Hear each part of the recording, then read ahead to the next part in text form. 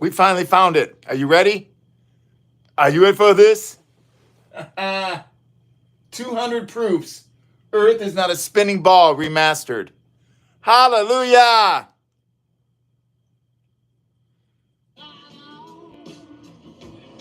Ran 1500, exceeding expectations again. No wonder more people are switching to Rand than ever before. So sweet, so crispy. Nobody makes breakfast as good as Wendy's new home-style French toast sticks. Nobody. Nope.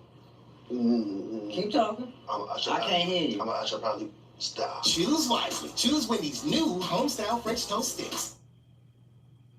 This world is not what you think it is. This world is not what you think it is. But this is a NASA technical manual. MIT, the Army Research Laboratory, flying over a flat, non-rotating Earth. Flat Earth with a flat Earth assumption. Non-rotating flat Earth. A flat, non-rotating Earth may be assumed. A flat and non-rotating, assuming a flat Earth. Flat, non-rotating Earth. A non-rotating Earth. Flat, non-rotating Earth. Validity of flat Earth based on a flat Earth assumption for a flat Earth and a flat atmosphere. Flat, non-rotating Earth. The flat Earth model. Propagation of electromagnetic fields over flat Earth. Ballistic vehicle motion. A closed-form solution is developed for the motion of a ballistic vehicle entering the atmosphere over a flat, non-rotating Earth. The assumption of these equations... But another thing that's not that it bothers me, but I see this a lot. A lot of people who write to me and say, Mel, you're just wasting your energy. There are so many other important things we should be discussing, and we do, folks.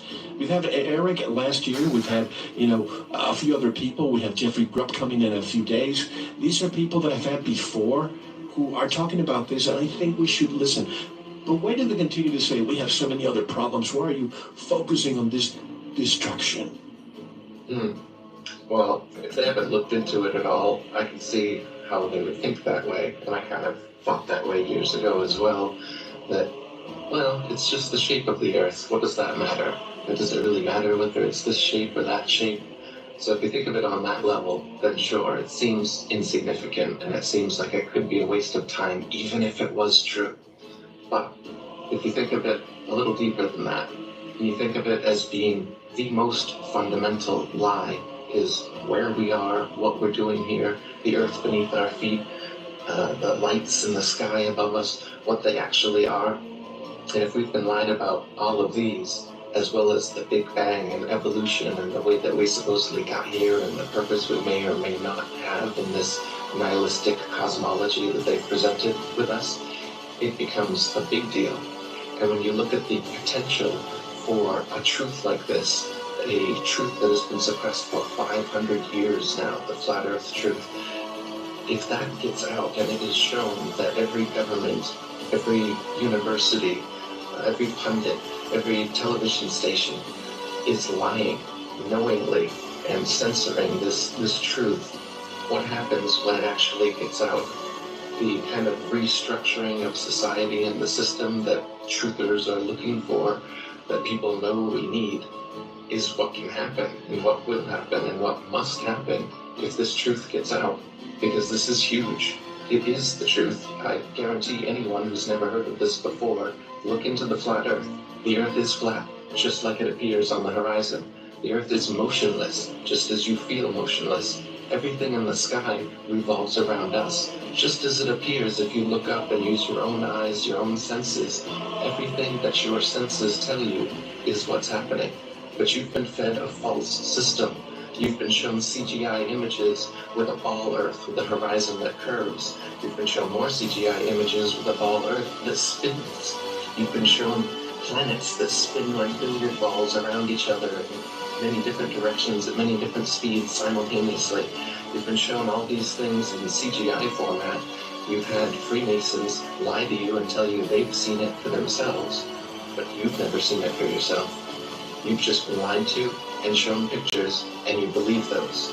It's not science. Science, in fact, shows that the Earth is flat and motionless, and there are hundreds upon hundreds of proofs and experiments that have been repeated throughout history for hundreds of years, but you haven't been taught them in school because they don't want you to be taught that in school. They show you a spinning globe on your first day and tell you that gravity keeps water and buildings and people stuck to the bottom of that thing, and they repeat it until you believe it, your parents believe it, your grandparents believe it. 500 years ago, people were believing it. They even started trying to get people to believe it thousands of years ago, but it didn't pass until about Copernicus in 1500s when this really started to take shape.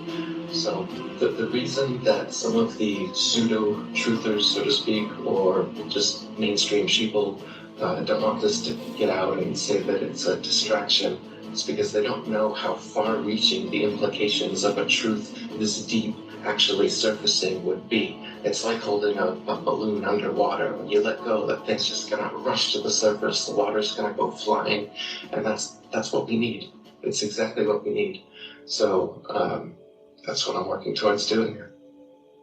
Hey man, you ever look into flat earth? Two.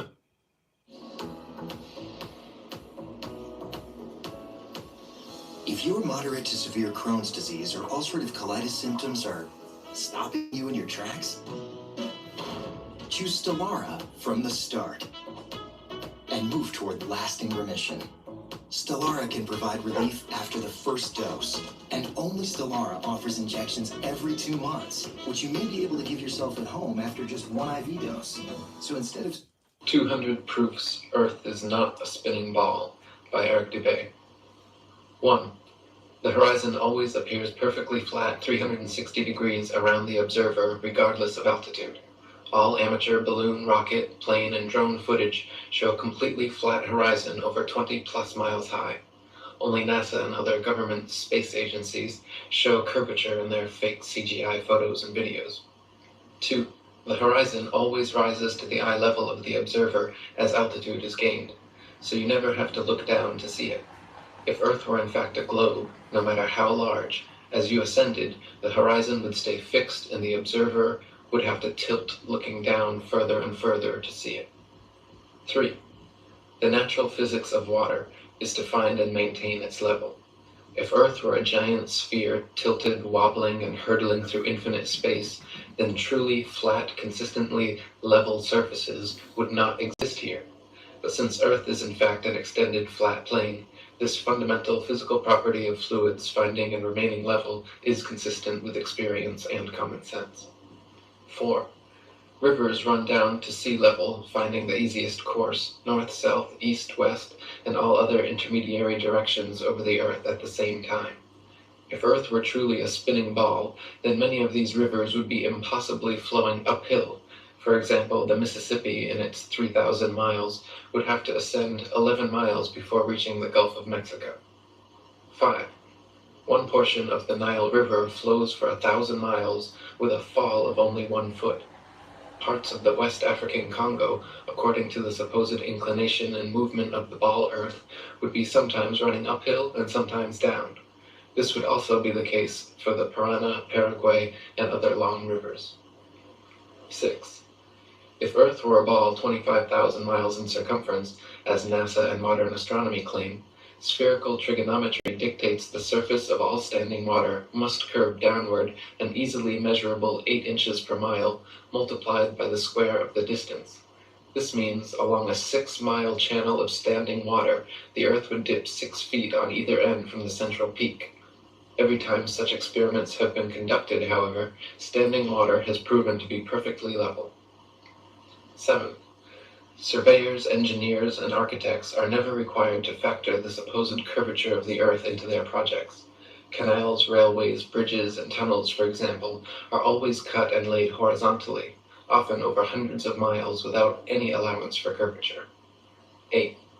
The Suez Canal, connecting the Mediterranean with the Red Sea, is 100 miles long without any locks, making the water an uninterrupted continuation of the two seas. When constructed, the Earth's supposed curvature was not taken into account. It was dug along a horizontal datum line, 26 feet below sea level, passing through several lakes from one sea to the other, with the datum line and the water's surface running perfectly parallel over the 100 miles. 9. Engineer W. Winkler was published in the Earth Review regarding the Earth's supposed curvature, stating, "As an engineer of many years' standing, I saw that this absurd allowance is only permitted in school books. No engineer would dream of allowing anything of the kind.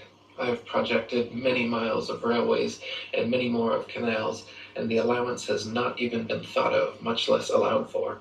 This allowance for curvature means this, that it is 8 inches for the first mile of a canal and increasing at the ratio by the square of the distance in miles. Thus a small navigable canal for boats, say 30 miles long, will have, by the above rule, an allowance for curvature of 600 feet. Think of that, and then please credit engineers as not being quite such fools. Nothing of the sort is allowed. We no more think of allowing 600 feet for a line of 30 miles of railway or canal than of wasting our time trying to square the circle. 10. The London and Northwestern Railway forms a straight line 180 miles long between London and Liverpool.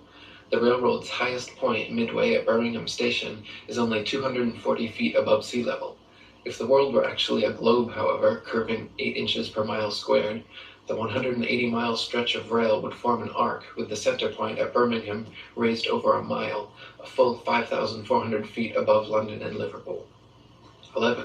A surveyor and engineer of 30 years published in the Birmingham Weekly Mercury stated, "I am thoroughly acquainted with the theory and practice of civil engineering. However bigoted some of our professors may be in the theory of surveying, according to the prescribed rules, yet it is well known amongst us that such theoretical measurements are incapable of any practical illustration. All our locomotives are designed to run on what may be regarded as true levels or flats.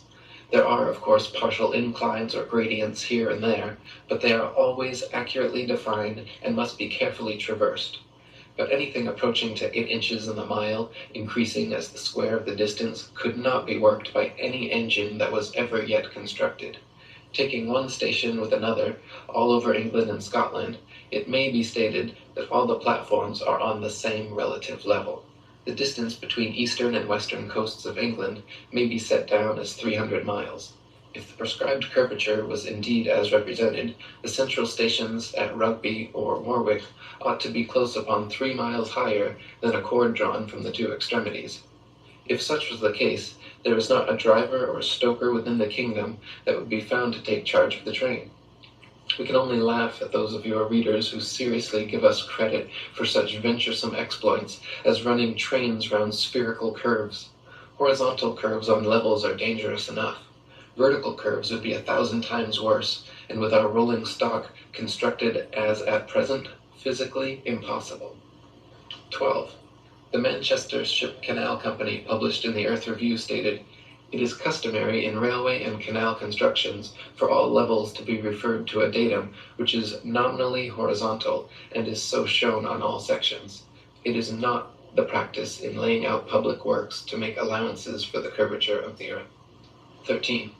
In a 19th century French experiment by MMBO and Arago, a powerful lamp with good reflectors was placed on the summit of Desierto Las Palmas in Spain and able to be seen all the way from Capri on the island of Ibiza.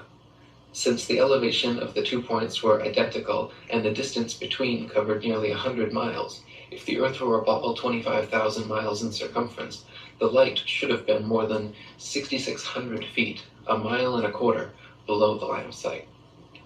14. The Lieutenant Colonel Portlock experiment used oxyhydrogen Drummond's lights and heliostats to reflect the sun's rays across stations set up across 108 miles of St. George's Channel. If the Earth were actually a ball 25,000 miles in circumference, Portlock's light should have remained hidden under 1.5 miles of curvature. 15. If the Earth were truly a sphere 25,000 miles in circumference, airplane pilots would have to constantly correct their altitudes downwards so as to not fly straight off into outer space. A pilot wishing to simply maintain their altitude at a typical cruising speed of 500 miles per hour would have to constantly dip their nose downwards and descend 2,777 feet, over 0.5 mile, every minute. Otherwise, without compensation, in 1 hour's time, the pilot would find themselves 31.5 miles higher than expected. G'day guys. How you going? Just a fellow PPL. Oh, yes. You know, Yeah, but yeah. Casey, how are you, mate? Pleased to meet you guys. Guys, I'm going to ask you a question. Yeah. I've been flying, and I've come to the conclusion there is no curvature. I never allow for curvature. There's no way there's curvature. We're round and flat, aren't we? Definitely. We are, aren't we? Flat as a Thank pancake, you. mate. Flat as a pancake. We were so, and the outer ring is south, Yeah. and so north must be in the middle, correct? Possibly. That would be the only way the Yeah. magnetic compass works on a flat plane. Might be on something there. Yeah, Might be but on something. you're not having me on. No, We're round and flat, Flat aren't as a we? pancake, mate. Yeah. There you go. Thank you, man. No worries. You made my No, day. you put your stun at that. But, Yeah. yeah, well, There you you know, go. I tell a few people, especially some close mates, and Yeah, yeah. even though I'm a pilot, Yeah. they laugh their heads off at me. They That's think I'm it. an absolute nut job. Ah. Ah. Hey, thanks, guys. No worries, mate. Cheers. Cheers. Thank you.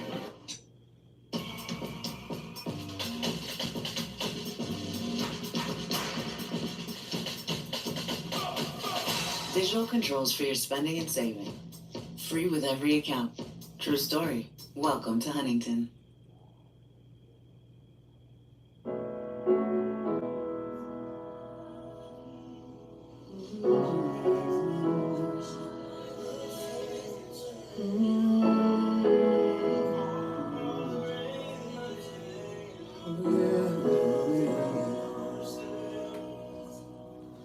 Adonai,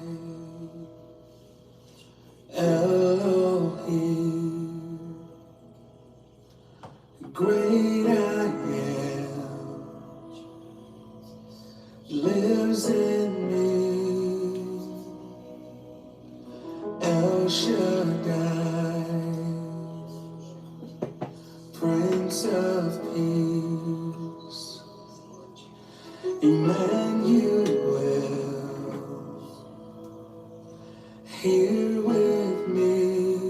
Hallelujah. Your name is great. And your name is 16. Yahuwah. The experiment known as Aries failure proved that stars move relative to a stationary Earth and not the other way around. By first filling a telescope with water to slow down the speed of light inside, then calculating the tilt necessary to get the starlight directly down the tube, Airy failed to prove the heliocentric theory, since the starlight was already coming in the correct angle with no change necessary, and instead proved the geocentric model correct. 17. Olber's paradox states that if there were billions of stars, which are suns, the night sky would be filled completely with light. As Edgar Allan Poe said, "Were the succession of stars endless, then the background of the sky would present us a uniform luminosity, since there could exist absolutely no point in all that background at which would not exist a star." In fact, Olber's paradox is no more a paradox than George Airy's experiment was a failure. Both are actually excellent refutations of the heliocentric spinning ball Earth model. 18. The Michelson-Morley and Sagnac experiments attempted to measure the change in speed of light due to Earth's assumed motion through space. After measuring in every possible different direction in various locations, they failed to detect any significant change whatsoever, again proving the stationary geocentric model. 19. Tycho Brahe famously argued against the heliocentric theory in his time, positing that if the Earth revolved around the Sun, the change in relative position of the stars after 6 months' orbital motion could not fail to be seen. He argued that the stars should seem to separate as we approach and come together as we recede. In actual fact, however, after 190 million miles of supposed orbit around the Sun, not a single inch of parallax can be detected in the stars, proving that we have not moved at all. 20. If Earth were truly constantly spinning eastwards at over 1,000 miles per hour, vertically fired cannonballs and other projectiles should fall significantly due west. In actual fact, however, when this has been tested, vertically fired cannonballs shoot upwards an average of 14 seconds ascending, 14 seconds descending, and fall back to the ground no more than 2 feet away from the cannon, often directly back into the muzzle. 21. If the Earth were truly constantly spinning eastward at over 1,000 miles per hour, helicopters and hot air balloons should be able to simply hover over the surface of the Earth and wait for their destinations to come to them. 22. If Earth were truly constantly spinning eastward at over 1,000 miles per hour, during the Red Bull stratosphere dive, Felix Baumgartner, spending 3 hours ascending over New Mexico, should have landed 2,500 miles west into the Pacific Ocean, but instead landed a few dozen miles east of the takeoff point. 23. Ball believers often claim gravity magically and inexplicably drags the entire lower atmosphere of the Earth in perfect synchronization up to some undetermined height, where this progressively faster spinning atmosphere gives way to the non-spinning, non-gravitized, non-atmosphere of infinite vacuum space. Such nonsensical theories are debunked, however, by rain, fireworks, birds, bugs, clouds, smoke, planes, and projectiles, all of which would behave very differently if both the ball Earth and its atmosphere were constantly spinning eastward at 1,000 miles per hour. In some volume, V, and over here is going to be vacuum of equal volume, and we're going to remove the barrier. You know what's going to happen spontaneously, right? The gas is going to fill the available volume once it becomes available. 24. If Earth and its atmosphere were constantly spinning eastward over 1,000 miles per hour, then north-south facing cannons should establish a control, while east-firing cannonballs should fall significantly farther than all others, while west-firing cannonballs should fall significantly closer. In actual fact, however, regardless of which direction cannons are fired, the distance covered is always the same. 25.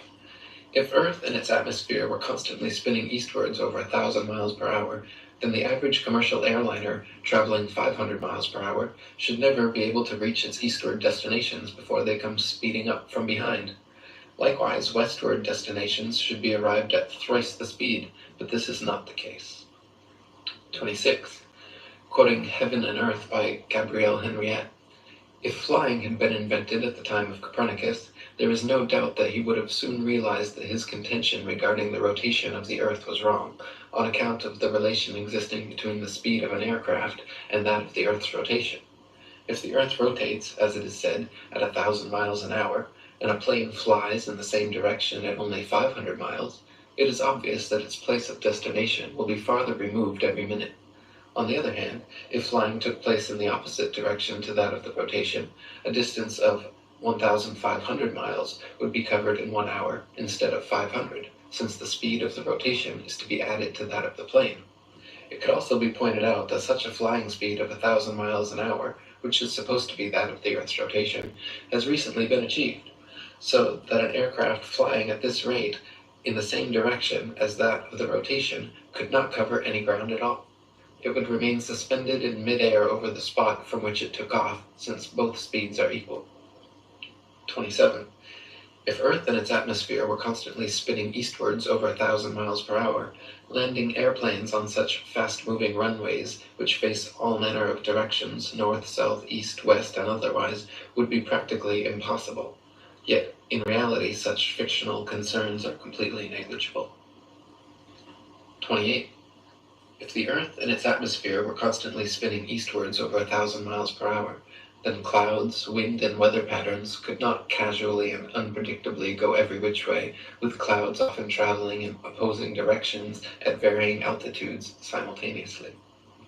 29. If the Earth and its atmosphere were constantly spinning eastwards over 1,000 miles per hour, this should somewhere, somehow be seen, heard, felt, or measured by someone, yet no one in history has ever experienced this alleged eastward motion. Meanwhile, however, we can hear, feel, and experimentally measure even the slightest westward breeze. 30.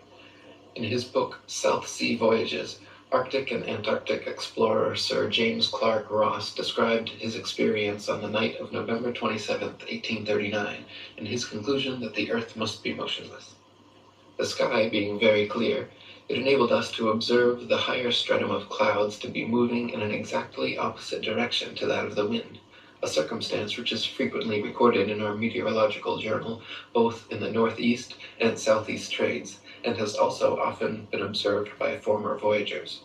Captain Basil Hall witnessed it from the summit of the Peak of Tenerife, and Count Strzelecki, on ascending the volcanic mountain of Kyrenia in Owyhee, reached at 4,000 feet an elevation above that of the trade wind, and experienced the influence of an opposite current of air of a different hydrometric and thermometric condition. Count Strzelecki further informed me of the following seemingly anomalous circumstance, that at the height of 6,000 feet he found the current of air blowing at right angles to both the lower strata, also of a different thermometric condition, but warmer than the interstratum. Such a state of the atmosphere is compatible only with the fact which other evidence has demonstrated, that the Earth is at rest. 31. Quoting Zetetic Cosmogony, Thomas Winship states, "Let imagination picture to the mind what force air would have which was set in motion by a spherical body of 8,000 miles in diameter, which in 1 hour was spinning round 1,000 miles per hour, rushing through space at 65,000 miles per hour, and gyrating across the heavens. Then let conjecture endeavor to discover whether the inhabitants on such a globe could keep their hair on.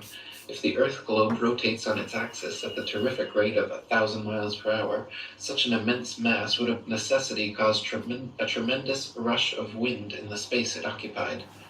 The wind would go all one way, and anything like clouds which got within the sphere of influence of the rotating sphere would have to go the same way.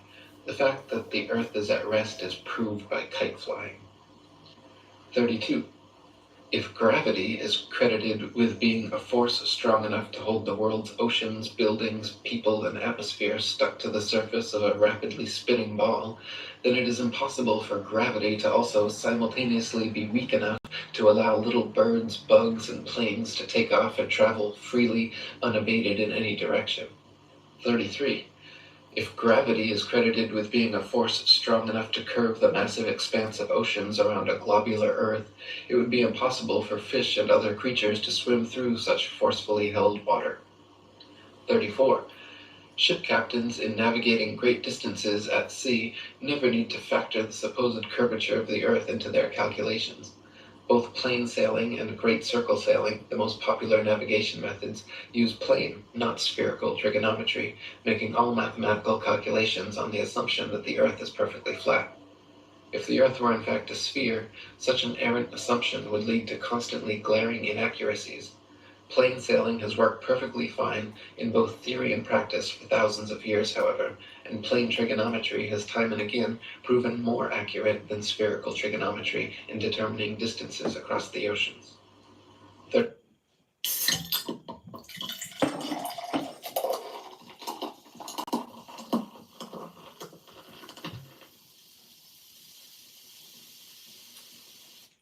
35.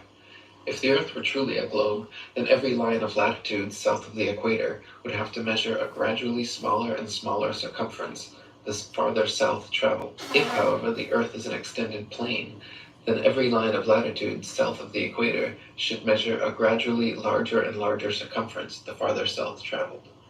The fact that many captains navigating south of the equator, assuming the globular theory, have found themselves drastically out of reckoning, more so the farther south traveled, testifies to the fact that Earth is not a ball.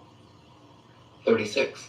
During Captain James Clark Ross's voyages around the Antarctic circumference, he often wrote in his journal, perplexed at how they routinely found themselves out of accordance with their charts, stating that they found themselves an average of 12 to 16 miles outside their reckoning every day, later on further south as much as 29 miles. 37. Lieutenant Charles Wilkes commanded a United States Navy exploration expedition to the Antarctic from 1838 to 1842, and in his journals also mentioned being consistently east of his reckoning, sometimes over 20 miles in less than 18 hours. 38. To quote Reverend Thomas Milner, in the southern hemisphere, navigators to India have often fancied themselves east of the Cape when still west, and have been driven ashore on the African coast, which, according to their reckoning, lay behind them. This misfortune happened to a fine frigate, the Challenger, in 1845. How came Her Majesty's ship Conqueror to be lost? How have so many other noble vessels, perfectly sound, perfectly manned, perfectly navigated, been wrecked in calm weather, not only in dark night or in a fog, but in broad daylight and sunshine? In the former case, upon the coasts, in the latter upon sunken rocks, from being out of reckoning? The simple answer is that Earth is not a ball. 39. Practical distance measurements taken from the Australian Handbook Almanac, Shippers and Importers Directory, state that the straight line distance between Sydney and Nelson is 1,550 statute miles. Their given difference in longitude is 22 degrees, 2 minutes, and 14 seconds. Therefore, if 22 degrees, 2 minutes, 14 seconds out of 360 is 1,550 miles, the entirety would measure 25,182 miles. This is not only larger than the ball Earth is said to be at the equator, but a whole 4,262 miles greater than it would be at Sydney's southern latitude on a globe of said proportions. 40. From near Cape Horn, Chile, to Port Phillip in Melbourne, Australia, the distance is 10,500 miles, or 143 degrees of longitude away.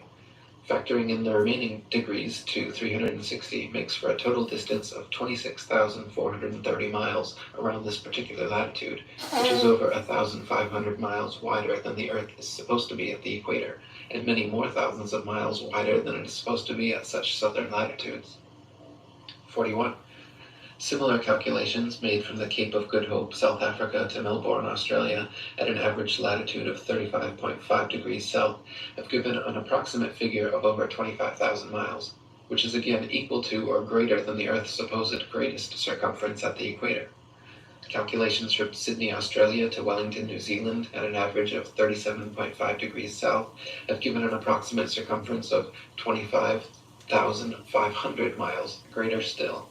According to the ball Earth theory, the circumference of the Earth at 37.5 degrees southern latitude should be only 19,757 statute miles, almost 6,000 miles less than such practical measurements. 42. In the ball Earth model, Antarctica is an ice continent which covers the bottom of the ball from 78 degrees south latitude to 90 and is therefore not more than 12,000 miles in circumference. Many early explorers, including Captain Cook and James Clark Ross, however, in attempting Antarctic circumnavigation, took 3 to 4 years and clocked 50 to 60,000 miles around. The British ship Challenger also made an indirect but complete circumnavigation of Antarctica, traversing 69,000 miles.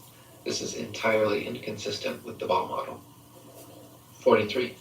If Earth was a ball, there are several flights in the southern hemisphere which would have their quickest, straightest path over the Antarctic continent, such as Santiago, Chile to Sydney, Australia.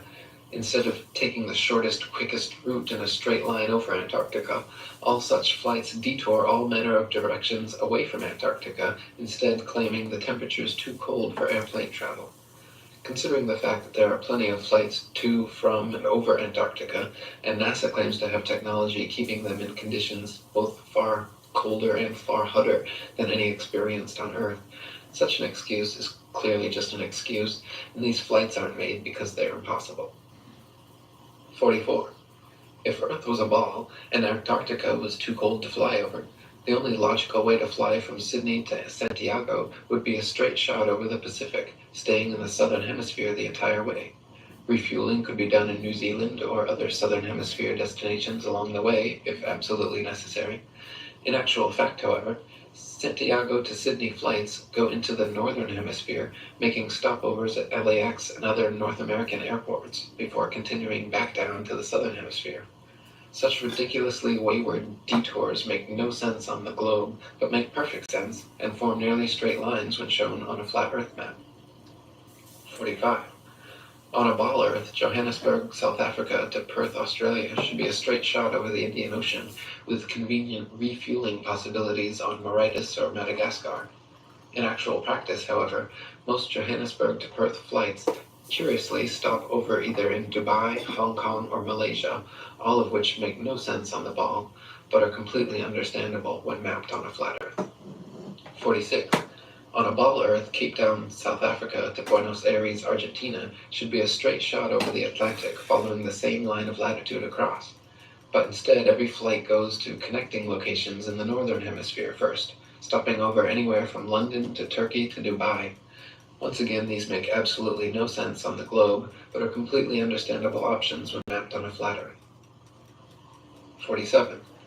On a ball Earth, Johannesburg, South Africa to Sao Paulo, Brazil should be a quick straight shot along the 25th southern latitude, but instead, nearly every flight makes a refueling stop at the 50th degree north latitude in London first. The only reason such a ridiculous stopover works in reality is because the Earth is flat. 48. On a ball Earth, Santiago, Chile to Johannesburg, South Africa should be an easy flight, all taking place below the Tropic of Capricorn in the southern hemisphere. Yet every listed flight makes a curious refueling stop in Senegal near the Tropic of Cancer in the north hemisphere first. When mapped on a flat Earth, the reason why is clear to see. However, Senegal is actually directly in a straight line path halfway between the two. 49. If Earth were a spinning ball heated by a sun 93 million miles away, it would be impossible to have simultaneously sweltering summers in Africa, while just a few thousand miles away, bone-chilling, frozen Arctic and Antarctic winters experiencing little to no heat from the sun whatsoever. If the heat from the sun traveled 93 million miles to the Sahara Desert, it is absurd to assert that another 4,000 miles, 0.00004%, further to Antarctica would completely negate such sweltering heat, resulting in such drastic differences. One thing I won't do is sing. Everything else absolutely fine. Singing, no.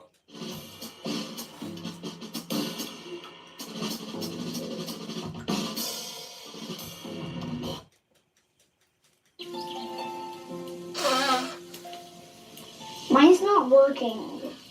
Just tilt the marshmallow, Charlie.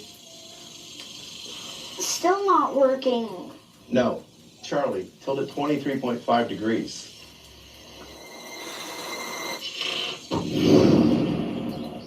Oh, yeah. There we go. Warning. Ball, Earth, Logic. Ball Earth logic is highly contagious. If you encounter Ball Earth logic, immediately research Flat Earth. Ooh, ouch! Charlie, that really hurt. Charlie tilted me. And that really hurt, Charlie. And it's still hurting. Ooh. 50. If the Earth were truly a globe, the Arctic and Antarctic polar regions and areas of comparable latitude north and south of the equator should share similar conditions and characteristics, such as comparable temperatures, seasonal changes, length of daylight, plant and animal life. In reality, however, the Arctic and Antarctic regions and areas of comparable latitude north and south of the equator differ greatly in many ways, entirely inconsistent with the ball model and entirely consistent with the flat model. 51. Antarctica is by far the coldest place on Earth, with an average annual temperature of approximately minus 57 degrees Fahrenheit and a record low of minus 135.8. The average annual temperature at the North Pole, however, is a comparatively warm 4 degrees. Throughout the year, temperatures in the Antarctic vary less than half the amount at comparable Arctic latitudes. The northern Arctic region enjoys moderately warm summers and manageable winters, whereas the southern Antarctic region never even warms enough to melt the perpetual snow and ice. On a tilting, wobbling ball Earth spinning uniformly around the sun, Arctic and Antarctic temperatures and seasons should not vary so greatly. 52. Iceland, at 65 degrees north latitude, is home to 870 species of native plants and abundant various animal life. Compare this with the Isle of Georgia at just 54 degrees south latitude, where there are only 18 species of native plants and animal life is almost non-existent. The same latitude as Canada or England in the north, where dense forests of various tall trees abound, the infamous Captain Cook wrote of Georgia that he was unable to find a single shrub large enough to make a toothpick. Cook wrote, "Not a tree was to be seen. The lands which lie to the south are doomed by nature to perpetual frigidness, never to feel the warmth of the sun's rays, whose horrible and savage aspect I have not words to describe. Even marine life is sparse in certain tracts of vast extent, and the seabird is seldom observed flying over such lonely wastes. The contrasts between the limits of organic life in the Arctic and Antarctic zones is very remarkable and significant." 53. At places of comparable latitude north and south, the sun behaves very differently than it would on a spinning ball Earth, but precisely how it should on a flat Earth. For example, the longest summer days north of the equator are much longer than those south of the equator, and the shortest winter days north of the equator are much shorter than the shortest south of the equator. This is inexplicable on a uniformly spinning, wobbling ball Earth, but fits exactly on a flat model with the sun traveling circles over and around the Earth from tropic to tropic. 54. At places of comparable latitude north and south, dawn and dusk happen very differently than they would on a spinning ball, but precisely how they should on a flat Earth. In the north, dawn and dusk come slowly and last far longer than in the south, where they come and go very quickly. Certain places in the north, twilight can last for over an hour, while at comparable southern latitudes, within a few minutes the sunlight completely disappears. This is inexplicable on a uniformly spinning, wobbling ball Earth, but is exactly what is expected on a flat Earth with the sun traveling faster, wider circles over the south and slower, narrower circles over the north. 55. If the sun circles over and around the Earth every 24 hours, steadily traveling from tropic to tropic every 6 months, it follows that the northern central region would annually receive far more heat and sunlight than the southern circumferential region. Since the sun must sweep over the larger southern region in the same 24 hours it has to pass over the smaller northern region, its passage must necessarily be proportionally faster as well. This perfectly explains the differences in Arctic and Antarctic temperatures, seasons, length of daylight, plant and animal life. This is why the Antarctic morning, dawn, and evening twilight are very abrupt compared with the north, and this explains why many midsummer Arctic nights the sun does not set at all. 56. The midnight sun is an Arctic phenomenon occurring annually during the summer solstice, where for several days straight, an observer significantly far enough north can watch the sun traveling circles overhead, rising and falling in the sky throughout the day, but never fully setting for upwards of 72 plus hours. If the Earth were actually a spinning globe revolving around the sun, the only place such a phenomenon as the midnight sun could be observed would be at the poles. Any other vantage point from 89 degrees latitude downwards could never, regardless of any tilt or inclination, see the sun for 24 hours straight. To see the sun for an entire revolution on a spinning globe at a point other than the poles, you would have to be looking through miles and miles of land and sea for part of the revolution. 57. The establishment claims the midnight sun is experienced in Antarctica, but they conveniently do not have any uncut videos showing this, nor do they allow independent explorers to travel to Antarctica during the winter solstice to verify or refute these claims. Conversely, there are dozens of uncut videos publicly available showing the Arctic midnight sun, and it has been verified beyond any shadow of a doubt. 58.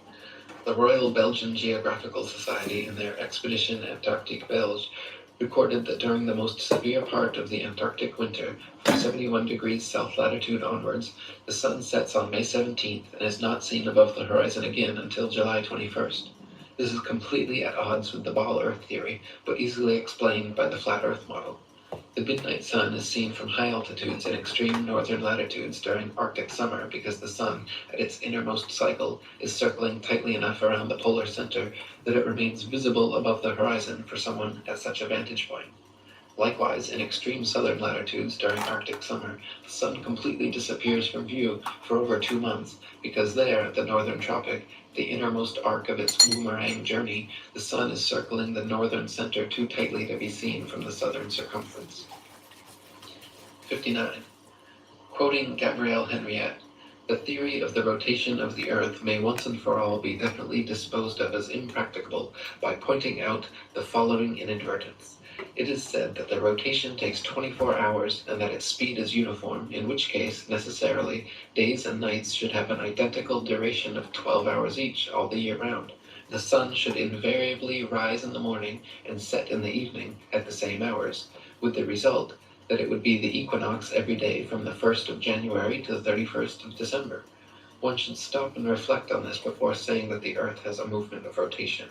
How does the system of gravitation account for the seasonal variations in the length of days and nights if the Earth rotates at a uniform speed in 24 hours? 60. Anyone can prove the sea horizon perfectly straight and the Earth perfectly flat using nothing more than a level, tripods, and a wooden plank. At any altitude above sea level, simply fix a 6 to 12 foot long smooth level board edgewise upon tripods and observe the skyline from eye level behind it. The distant horizon will always appear perfectly level with the upper edge of the board. Furthermore, if you move in a half circle from one end of the board to the other, whilst observing the skyline over the upper edge, you will be able to trace a clear, flat 10 to 20 miles depending on your altitude. This would be impossible if the Earth were a globe 25,000 miles in circumference. The horizon would align over the center of the board, then gradually, noticeably decline towards the extremities. Just 10 miles on each side would necessitate an easily visible curvature of 66.6 feet from each end to the center. 61. If the Earth were actually a big ball 25,000 miles in circumference, the horizon would be noticeably curved even at sea level, and everything on or approaching the horizon would appear to tilt backwards slightly from your perspective. Distant buildings along the horizon would all look like leaning towers of Pisa falling away from the observer. A hot air balloon taking off, then drifting steadily away from you on a ball Earth would slowly and constantly appear to lean back more and more the farther away it flew, the bottom of the basket coming gradually into view as the top of the balloon disappears from sight. In reality, however, buildings, balloons, trees, people, anything and everything at right angles to the ground and horizon remain so, regardless the distance or height of the observer. 62. Samuel Rowbotham's experiments at the Old Bedford level proved conclusively the canal's water to be completely flat over a 6-mile stretch. First, he stood in the canal with his telescope held 8 inches above the surface of the water. Then his friend in a boat with a 5-foot tall flag sailed the 6 miles away. If Earth were a ball 25,000 miles in circumference, the 6-mile stretch of water should have comprised an arc exactly 6 feet high in the middle, so the entire boat and flag should have ultimately disappeared, when in fact the entire boat and flag remained visible at the same height for the entire journey. 63. In a second experiment, Dr. Robotham affixed flags 5 feet high along the shoreline, one at every mile marker. Then, using his telescope mounted at 5 feet just behind the first flag, looked over the tops of all 6 flags, which lined up in a perfectly straight line. If the Earth were a ball 25,000 miles in circumference, the flags should have progressively dipped down after the first establishing line of sight. The second would have descended 8 inches, 32 inches for the third, 6 feet for the fourth, 10 feet 8 inches for the fifth, and 16 feet 8 inches for the sixth. 64. Hollywood Casino at Greektown, the most popular table, slots, and new amenities to take your gaming to the next level. Michigan's #1 place to better play 24/7, the Barstool Sportsbook. Check out the Hollywood experience now at Hollywood Casino at Greektown. Shop temperature balancing sheets from Sleep Number because 80% of couples sleep too hot or too cold. Our True Temp sheets help you sleep just right. They cool you down when you're hot and warm you up when you're cold, so you can both sleep comfortably. Order today. Get free shipping on bedding. 64. Quoting Earth Not a Globe by Samuel Robotham, it is known that the horizon at sea, whatever distance it may extend to the right and left of the observer on land, always appears as a straight line. The following experiment has been tried in various parts of the country. At Brighton, on a rising ground near the race course, 2 poles were affixed in the earth 6 yards apart and directly opposite the sea. Between these poles, a line was tightly stretched parallel to the horizon. From the center of the line, the view embraced not less than 20 miles on each side, making a distance of 40 miles. A vessel was observed sailing directly westwards. The line cut the rigging a little above the bulwarks, which it did for several hours or until the vessel had sailed the whole distance of 40 miles. The ship coming into view from the east would have to ascend an inclined plane for 20 miles until it arrived at the center of the arc, whence it would have to descend for the same distance. The square of 20 miles multiplied by 8 inches gives 266 feet as the amount the vessel would be below the line at the beginning and at the end of the 40 miles. 65. Also quoting Dr. Robotham, on a shore near Waterloo, a few miles to the north of Liverpool, a good telescope was fixed at an elevation of 6 feet above the water. It was directed to a large steamer just leaving the River Mersey and sailing out to Dublin. Gradually, the masthead of the receding vessel came nearer to the horizon until, at length, after more than 4 hours had elapsed, it disappeared. The ordinary rate of sailing of the Dublin steamers was fully 8 miles an hour, so that the vessel would be at least 32 miles distant when the masthead came to the horizon. The 6 feet of elevation of the telescope would require 3 miles to be deducted for convexity, which would leave 29 miles, the square of which multiplied by 8 inches gives 560 feet, deducting 80 feet for the height of the main mast, and we find that, according to the doctrine of rotundity, the masthead of the outward-bound steamer should have been 480 feet below the horizon. Many other experiments of this kind have been made upon sea-going steamers, and always with results entirely incompatible with the theory that the Earth is a globe. 66. Dr. Robotham conducted several other experiments using telescopes, spirit levels, sextants, and theodolites, special precision instruments used for measuring angles in horizontal or vertical planes. By positioning them at equal heights, aimed at each other successively, he proved over and over the Earth to be perfectly flat for miles without a single inch of curvature. His findings caused quite a stir in the scientific community, and thanks to 30 years of his efforts, the shape of the Earth became a hot topic of debate around the turn of the 19th century. 67. The distance across the Irish Sea from the Isle of Man's Douglas Harbour to Great Orme's Head in North Wales is 60 miles. If the Earth was a globe, then the surface of the water between them would form a 60-mile arc, the center towering 1,944 feet higher than the coastlines at either end. It is well known and easily verifiable, however, that on a clear day from a modest altitude of 100 feet, the Great Orme's Head is visible from Douglas Harbour. This would be completely impossible on a globe of 25,000 miles. Assuming the 100-foot altitude causes the horizon to appear approximately 13 miles off, The 47 miles remaining means the Welsh coastline should still fall an impossible 1,472 feet below the line of sight. 68. The Philadelphia skyline is clearly visible from Apple Pie Hill in the New Jersey Pine Barrens 40 miles away. If Earth were a ball 25,000 miles in circumference, factoring in the 205-foot elevation of Apple Pie Hill, the Philly skyline should remain well hidden beyond 335 feet of curvature. 69. The New York City skyline is clearly visible from Harriman State Park's Bear Mountain 60 miles away.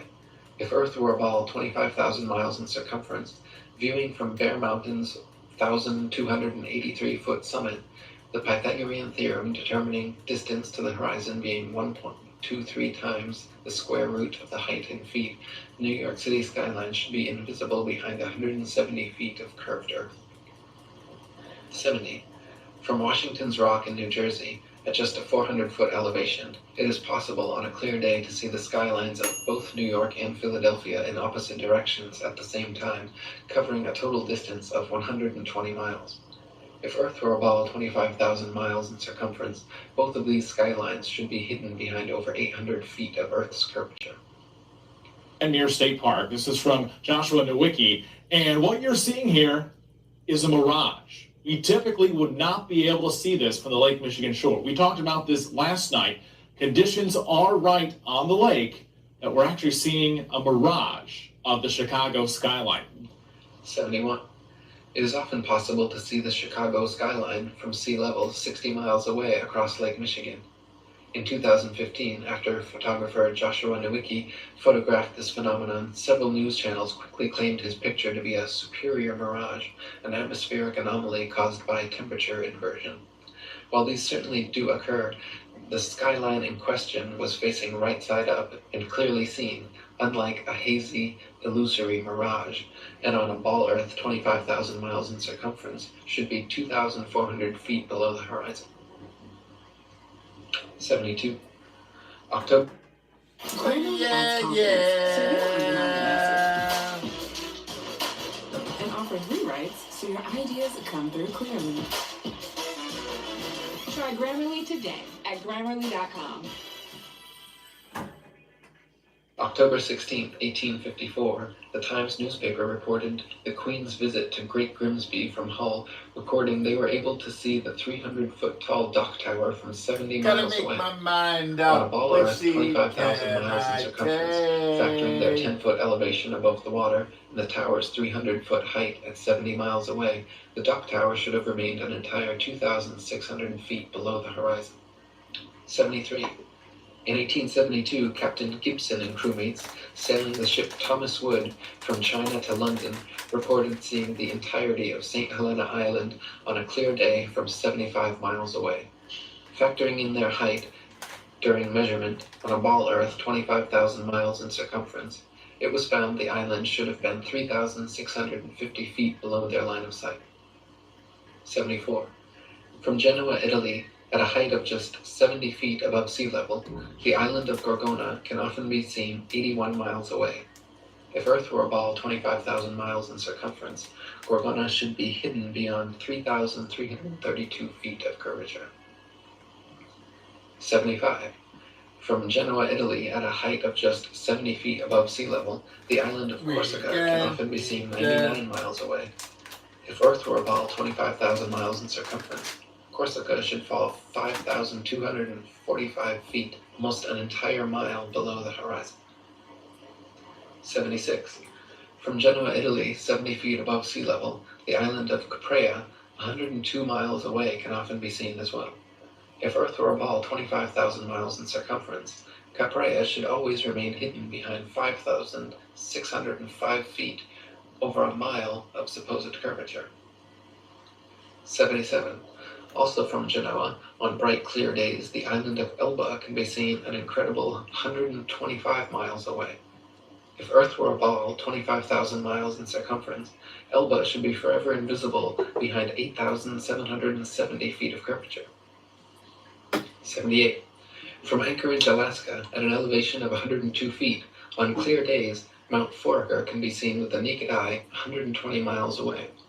If Earth were a ball 25,000 miles in circumference, Mount Foraker's 17,400-foot summit should be leaning back away from the observer, covered by 7,719 feet of curved earth. In reality, however, the entire mountain can be quite easily seen standing straight from base to summit. 79.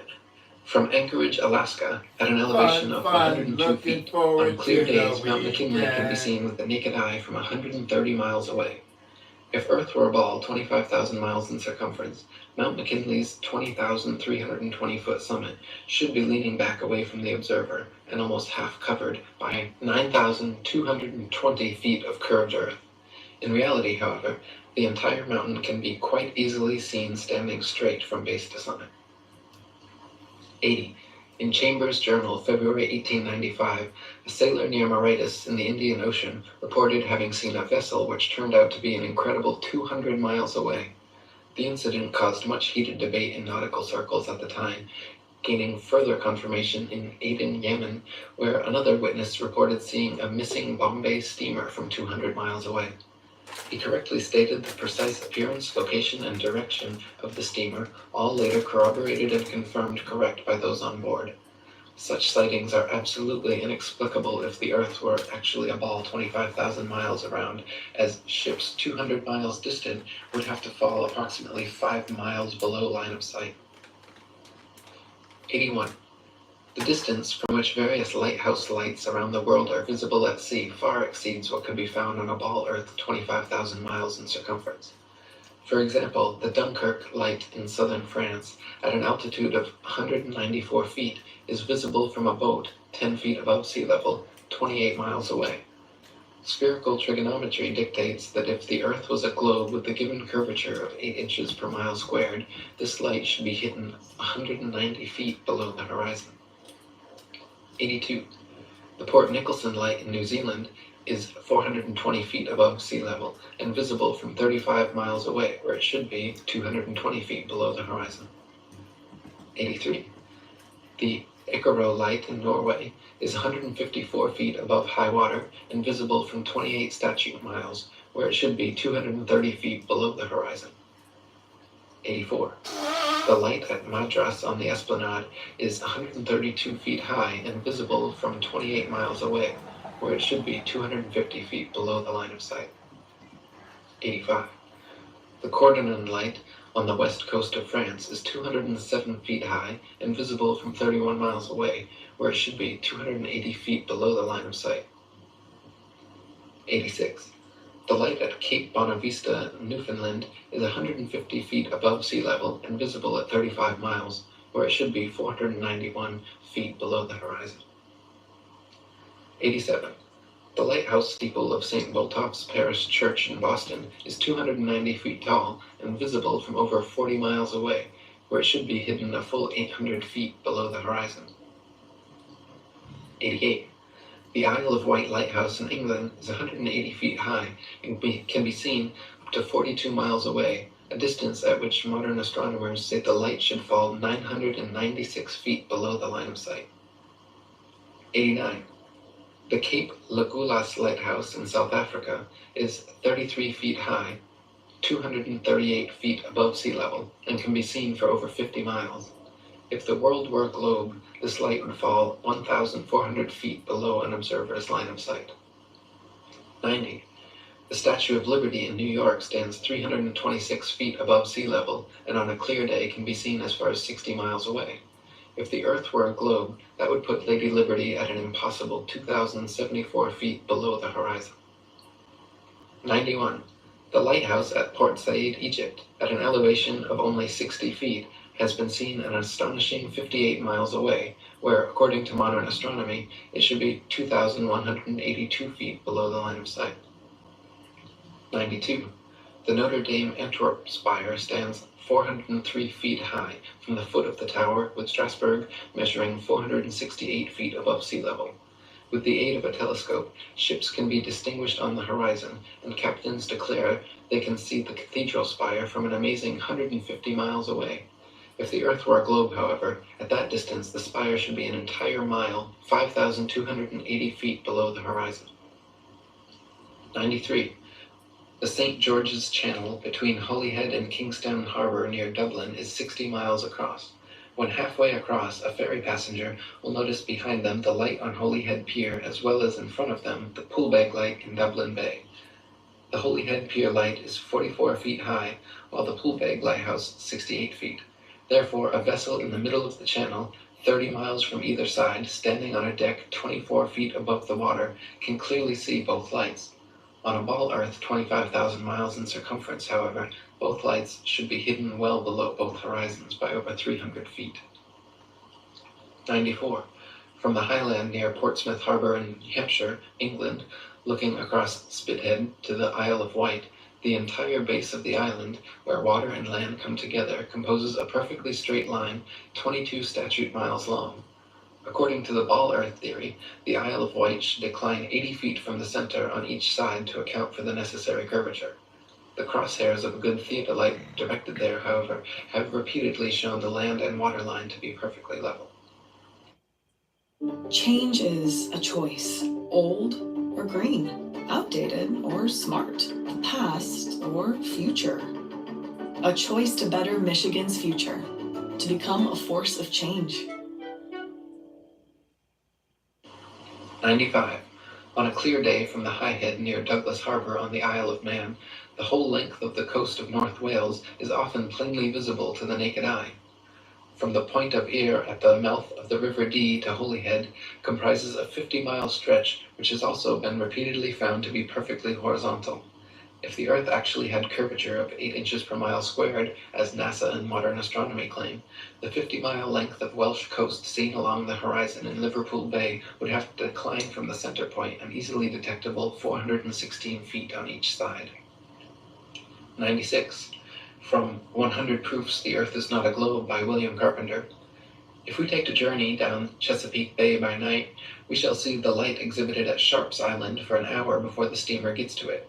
We may take up a position on deck so that the rail of the vessel's side will be in a line with the light and in the line of sight, and we shall find that in the whole journey the light won't vary in the slightest degree in its apparent elevation. But say that a distance of 13 miles has been traversed, the astronomer's theory of curvature demands a difference, one way or the other, in the apparent elevation of the light of 112 feet 8 inches. Since, however, there is not a difference of 100 hair's breadths, we have a plain proof that the water of the Chesapeake Bay is not curved, which is a proof that the Earth is not a globe. 97. NASA and modern astronomy say the Earth is a giant ball tilted back, wobbling and spinning 1,000 miles per hour around its central axis, traveling 67,000 miles per hour circles around the Sun, spiraling 500,000 miles per hour around the Milky Way, while the entire galaxy rockets a ridiculous 670 million miles through the universe, with all of these motions originating from an alleged Big Bang cosmogenic explosion 14 billion years ago. That's a grand total of 67,568,000 miles per hour in several different directions we're all supposedly speeding along at simultaneously, yet no one has ever seen, felt, heard, measured, or proven a single one of these motions to exist whatsoever. 98. NASA and modern astronomy say Polaris, the North Pole star, is somewhere between 323 and 434 light years, or about 2 quadrillion miles away from us. Firstly, note that is between 1,938 trillion to 2,604 trillion miles, making a difference of over 600 trillion miles. If modern astronomy cannot even agree on the distance to stars within hundreds of trillions of miles, perhaps their science is flawed and their theory needs re-examining. However, even granting them their obscurely distant stars, it is impossible for heliocentrists to explain how Polaris manages to always remain perfectly aligned straight above the North Pole throughout Earth's various alleged tilting, wobbling, rotating, and revolving motions. 99. Viewed from a ball Earth, Polaris, situated directly over the North Pole, should not be visible anywhere in the southern hemisphere. For Polaris to be seen from the southern hemisphere of a globular Earth, the observer would have to be somehow looking through the globe, and miles of land and sea would have to be transparent. Polaris can be seen, however, up to over 20 degrees south latitude. 100. If Earth were a ball, the Southern Cross and other southern constellations would all be visible at the same time from every longitude on the same latitude, as is the case in the north with Polaris and its surrounding constellations. Ursa Major and Minor and many others can be seen from every northern meridian simultaneously, whereas in the south, constellations like the Southern Cross cannot. This proves that the southern hemisphere is not turned under as in the ball model, but simply stretching further outwards away from the northern center point as in the flat Earth model. 101. Sigma Octantis is claimed to be a southern central pole star similar to Polaris, around which the southern hemisphere stars all rotate around the opposite direction. Unlike Polaris, however, Sigma Octantis cannot be seen simultaneously from every point along the same latitude. It is not central, but allegedly 1 degree off-center. It is not motionless, and in fact cannot be seen at all using publicly available telescopes. There is legitimate speculation regarding whether Sigma Octantis even exists. Either way, the direction in which stars move overhead is based on perspective and the exact direction you're facing, not which hemisphere you're in. 102. Some heliocentrists have tried to suggest that the pole star's gradual declination overhead as an observer travels southward is proof of a globular Earth. Far from it, the declination of the pole star or any other object is simply a result of the law of perspective on plane, flat surfaces. The law of perspective dictates that the angle and height at which an object is seen diminishes the farther one recedes from the object, until at a certain point, the line of sight and the seemingly uprising surface of the Earth converges to a vanishing point, i.e. the horizon line, beyond which the object is invisible. In the ball Earth model, the horizon is claimed to be the curvature of the Earth, whereas in reality, the horizon is known to simply be the vanishing line of perspective based on the strength of your eyes, instruments, weather, and altitude. 103. There are several constellations which can be seen from far greater distances over the face of the Earth than should be possible if the world were a rotating, revolving, wobbling ball. For instance, Ursa Major, very close to Polaris, can be seen from 90 degrees north latitude, the North Pole, all the way down to 30 degrees south latitude. For this to be possible on a ball Earth, the southern observers would have to be seen through hundreds or thousands of miles of bulging Earth to the northern sky. 104. The constellation Vulpecula can be seen from 90 degrees north latitude all the way to 55 degrees south latitude. Taurus, Pisces, and Leo can be seen from 90 degrees north all the way to 65 degrees south. An observer on a ball Earth, regardless of any tilt or inclination, should not logically be able to see this far. 105. Aquarius and Libra can be seen from 65 degrees north to 90 degrees south. The constellation Virgo is visible from 80 degrees north down to 80 degrees south, and Orion can be seen from 85 degrees north all the way to 75 degrees south latitude. These are all only possible because the hemispheres are not spheres at all, but concentric circles of latitude extending outwards from the central North Pole, with the stars rotating over and around. 106. The so-called South Pole is simply an arbitrary point along the Antarctic ice, marked with a red and white barbershop pole topped with a metal ball Earth. The ceremonial South Pole is admittedly and provably not the actual South Pole, however, because the actual South Pole could be demonstrably confirmed with the aid of a compass showing north to be 360 degrees around the observer. Since this feat has never been achieved, the model remains pure theory, along with the establishment's excuse that the geomagnetic poles supposedly constantly move around, making verifications of their claims impossible. 107. Ring magnets, of the kind found in loudspeakers, have a central North Pole with the opposite South Pole actually being all points along the outer circumference. This perfectly demonstrates the magnetism of our flat Earth, whereas the alleged source of magnetism in the ball Earth model is emitted from a hypothetical molten magnetic core in the center of the ball, which they claim conveniently causes both poles to constantly move, thus evading independent verification at their two ceremonial poles. In reality, the deepest drilling operation in history, the Russian Kola Ultra Deep, managed to get only 8 miles down. So the entire ball Earth model taught in schools showing a crust, outer mantle, outer core, and inner core layers are all purely speculation, as we have never penetrated through beyond the crust. 108. The mariner's compass is an impossible and nonsensical instrument for use on a ball Earth.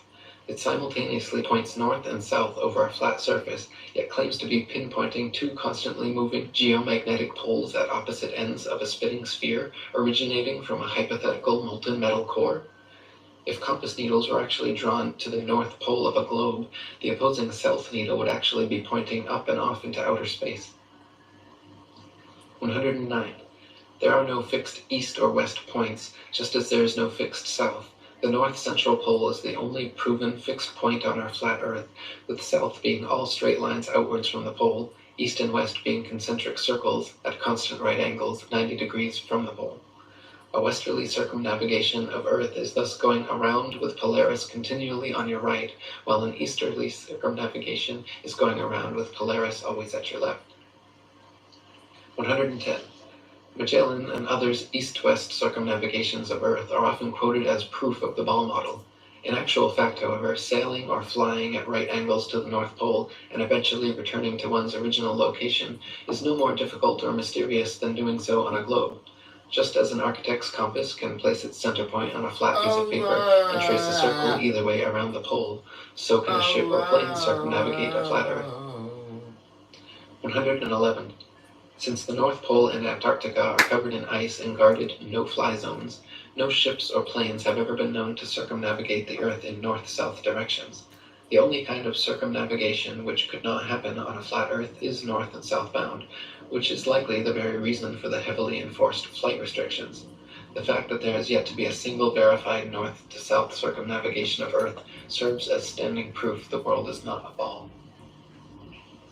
112. The sun brings noon to every time zone as it passes directly overhead every 15-degree demarcation point, 24 times per day, in its circular path over and around the Earth. If time zones were instead caused by the uniform spinning of the ball Earth around the sun, every 6 months, as Earth found itself on the opposite side of the sun, clocks all over Earth would have to flip 12 hours. Day would be night, and night would be day. 113. The idea that people are standing, ships are sailing, and planes are flying upside down on certain parts of Earth, while others tilted at 90 degrees and all other impossible angles, is complete absurdity. The idea that a man digging a hole straight down could eventually reach sky on the other side is ludicrous. Common sense tells every free-thinking person correctly that there truly is an up and down in nature, unlike the everything is relative rhetoric of the Newtonian Einsteinian paradigm. 114. Quoting On the False Wisdom of the Philosophers by Lactantius, a sphere where people on the other side live with their feet above their heads, where rain, snow, and hail fall upwards, where trees and crops grow upside down and the sky is lower than the ground, the ancient wonder of the hanging gardens of Babylon dwindle into nothing in comparison to the fields, seas, towns, and mountains that pagan philosophers believe to be hanging from the earth without support. 115. The existing laws of density and buoyancy perfectly explain the physics of falling objects long before knighted Freemason Sir Isaac Newton bestowed his theory of gravity upon the world. It is a fact that objects placed in denser mediums rise up, while objects placed in less dense mediums sink down. To fit with the heliocentric model, which has no up or down, Newton instead claimed objects are attracted to large masses and fall towards the center. Not a single experiment in history, however, has shown an object massive enough to, by virtue of its mass alone, cause other smaller masses to be attracted to it, as Newton claims gravity does with the Earth, the Sun, Moon, stars, and planets. 116. There has also never been a single experiment in history showing an object massive enough to, by virtue of its mass alone, cause another smaller mass to orbit around it. The magic theory of gravity allows for oceans, buildings, and people to remain forever stuck to the underside of a spinning ball, while simultaneously causing objects like the moon and satellites to remain locked in perpetual circular orbits around the Earth. If these were both true, then people should be able to jump up and start orbiting circles around the Earth, or the moon should have long ago been sucked into the Earth. Neither of these theories have ever been experimentally verified, and their alleged results are mutually exclusive. 117. Newton also theorized, and it is now commonly taught, that the Earth's ocean tides are caused by gravitational lunar attraction. If the moon is only 2,160 miles in diameter and the Earth 8,000 miles, However, using their own math and law, it follows that the Earth is 87 times more massive, and therefore the larger object should attract the smaller to it, and not the other way around. If the Earth's greater gravity is what keeps the Moon in orbit, it is impossible for the Moon's lesser gravity to supersede the Earth's gravity, especially at Earth's sea level, where its gravitational attraction would even further out-trump the Moon's. And if the Moon's gravity truly did supersede the Earth's, causing the tides to be drawn towards it, there should be nothing to stop them from continuing onwards and upwards towards their great attractor. 118. Furthermore, the velocity and path of the Moon are uniform, and should therefore exist a uniform influence on the Earth's tide, when in actuality Earth's tides vary greatly and do not follow the Moon.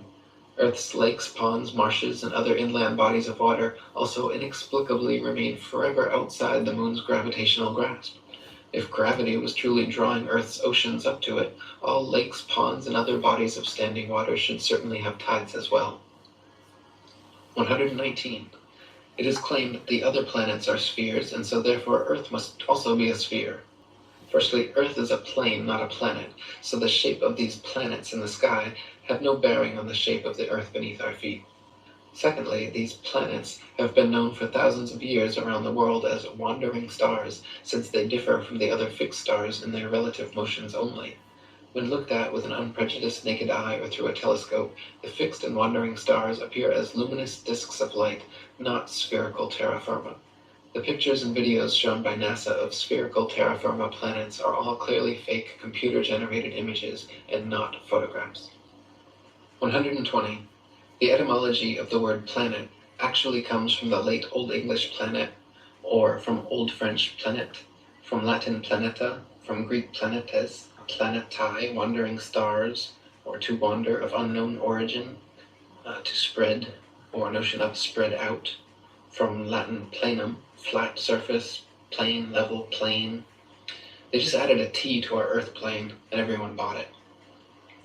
121. When you observe the Sun and Moon, you see two equally sized, equidistant circles tracing similar paths at similar speeds around a flat, stationary Earth. The experts at NASA, however, claim your common sense everyday experience is false on all counts. To begin with, they say the Earth is not flat, but a big ball. Not stationary, but spinning around 19 miles per second. They say the Sun does not revolve around the Earth as it appears, but Earth revolves around the Sun. The Moon, on the other hand, does revolve around the Earth, though not east to west as it appears, rather west to east, and the Sun is actually 400 times larger than the Moon and 400 times farther away. You can clearly see they are the same. But according to the gospel of modern astronomy, you are wrong and a simpleton worthy of endless ridicule if you dare to trust your own eyes and experience. 122. Quoting Alan Daves, if the government or NASA had said to you that the Earth is stationary, imagine that. And then imagine we are trying to convince people that no, it's not stationary. It's moving forward at 32 times rifle bullet speed and spinning at 1,000 miles per hour. We would be laughed at. We would have so many people telling us, you're crazy, the Earth's not moving. We would be ridiculed for having no scientific backing for this convoluted moving Earth theory. And not only that, but then people would say, oh, then how do you explain a fixed calm atmosphere and the sun's observable movement? How do you explain that? Imagine saying to people, no, the atmosphere is moving also, but is somehow magically velcroed to the moving Earth. The reason is not simply because the Earth is stationary. So what we are actually doing is what makes sense. We are saying that the moving Earth theory is nonsense. The stationary Earth theory makes sense, and we are being ridiculed. You've got to picture it being the other way around to realize just how ridiculous the situation is. This theory from the government and NASA that the Earth is rotating and orbiting and leaning over and wobbling is absolute nonsense, and yet people are clinging to it tightly like a teddy bear.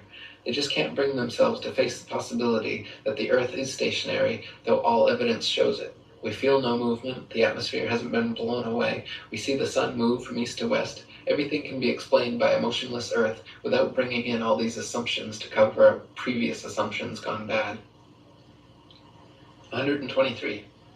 Heliocentrists' astronomical figures always sound perfectly precise, but they have historically been notorious for regularly and drastically changing them to suit their various models.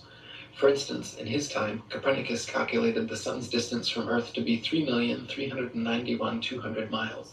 The next century, Johannes Kepler decided it was actually 12,376,800 miles away. Isaac Newton once said, "It matters not whether we reckon it 28 or 54 million miles distant, for either would do just as well." How scientific. Benjamin Martin calculated between 81 and 82 million miles. Thomas Dilworth claimed 93,726,900 miles. John Hine stated positively 95,298,260 miles. Benjamin Gould said more than 96 million miles, and Christian Mayer thought it was more than 104 million. Flat earthers throughout the ages, conversely, have used sextants and plane trigonometry to make such calculations, and found the sun and the moon both to be only about 32 miles in diameter and less than a few thousand miles. I'm doing a live stream. I'm doing a live stream, but you're not. Amateur balloon footage taken above the clouds has provided stunning visual proof that the sun cannot be millions of miles away. In several shots, you can see a clear hot spot reflecting on the clouds directly below the sun's spotlight-like influence. If the sun were actually millions of miles away, such a small, localized hot spot could not occur. 125. Another proof the sun is not millions of miles away is found by tracing the angle of sun rays back to their source above the clouds. There are thousands of pictures showing how sunlight comes down through cloud cover at a variance of converging angles. The area of convergence is, of course, the sun, and is not millions of miles away, but rather relatively close to Earth, just above the clouds. 126. The sun's annual journey from tropic to tropic, solstice to solstice, is what determines the length and character of days, nights, and seasons. This is why equatorial regions experience almost year-round summer and heat, while higher latitudes north and especially south experience more distinct seasons with harsh winters. The heliocentric model claims seasons change based on the ball Earth's alleged axial tilt and elliptical orbit around the sun, yet their flawed current model places us closest to the sun, 91 million miles, in January, when it is actually winter, and farthest from the sun, 94.5 million miles, in July, when it's actually summer throughout most of the Earth. 127. The fact that the sun and moon's reflections on water always form a straight line path from the horizon to the observer proves the Earth is not a ball. If the Earth's surface was curved, it would be impossible for the reflected light to curve over the ball from the horizon to observer. You ought to know by now how much there are huge centuries-old stone sundials and moon dials all over the world, which still tell the time now down to the minute as perfectly as the day they were made. If the Earth, Sun, and Moon were truly subject to the number of contradictory, revolving, rotating, wobbling, and spiraling motions claimed by modern astronomy, it would be impossible for these monuments to so accurately tell time without constant adjustment. 129. To quote William Carpenter, "Why in the name of common sense should observers have to fix their telescopes on solid stone bases so that they should not move a hair's breadth? If the Earth on which they fix them moves at the rate of 19 miles in a second. Indeed, to believe that 6,000 million tons is rolling, surging, flying, darting through space forever through the velocity compared with the shape of the sun is a very small. I am now included in the live stream. No. Observatory will not enable a whole to detect a variation in its onward motion of a thousandth part of a hair's breadth. Nothing's gonna change, my love for you. You ought to know by now how much I love you. See the North Star on looking out of a window that faces it, and out of this very same corner of the very same pane of glass in the very same window all the year round. It is proof enough for any man in his senses that we have not made any motion at all, and that the Earth is not a globe. 130. From Earth Not a Globe by Samuel Robotham. Take two carefully bored metallic tubes, not less than 6 feet in length, and place them 1 yard asunder on the opposite sides of a wooden frame, or a solid block of wood or stone. So adjust them that their centers or axes of vision shall be perfectly parallel to each other. Now direct them to the plane of some notable fixed star a few seconds previous to its meridian time. Let an observer be stationed at each tube, and the moment the star appears in the first tube, let a loud knock or other signal be given, to be repeated by the observer at the second tube when he sees the same star. A distinct period of time will elapse between the signals given. The signals will follow each other in very rapid succession, but still, time between is sufficient to show that the same star is not visible at the same moment by two parallel lines of sight when only 1 yard asunder. A slight inclination of the second tube towards the first tube would be required for the star to be seen through both tubes at the same instant. Let the tubes remain in their positions for 6 months, at the end of which time the same observation or experiment will produce the same results.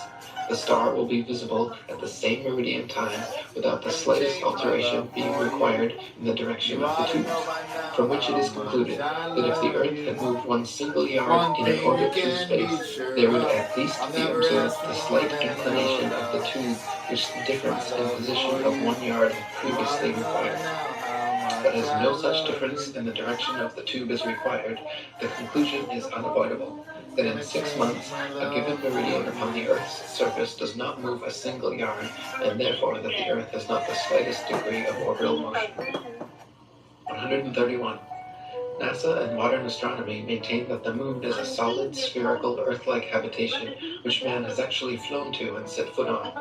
They claim the moon is a non-luminescent planetoid which receives and reflects all its light from the sun.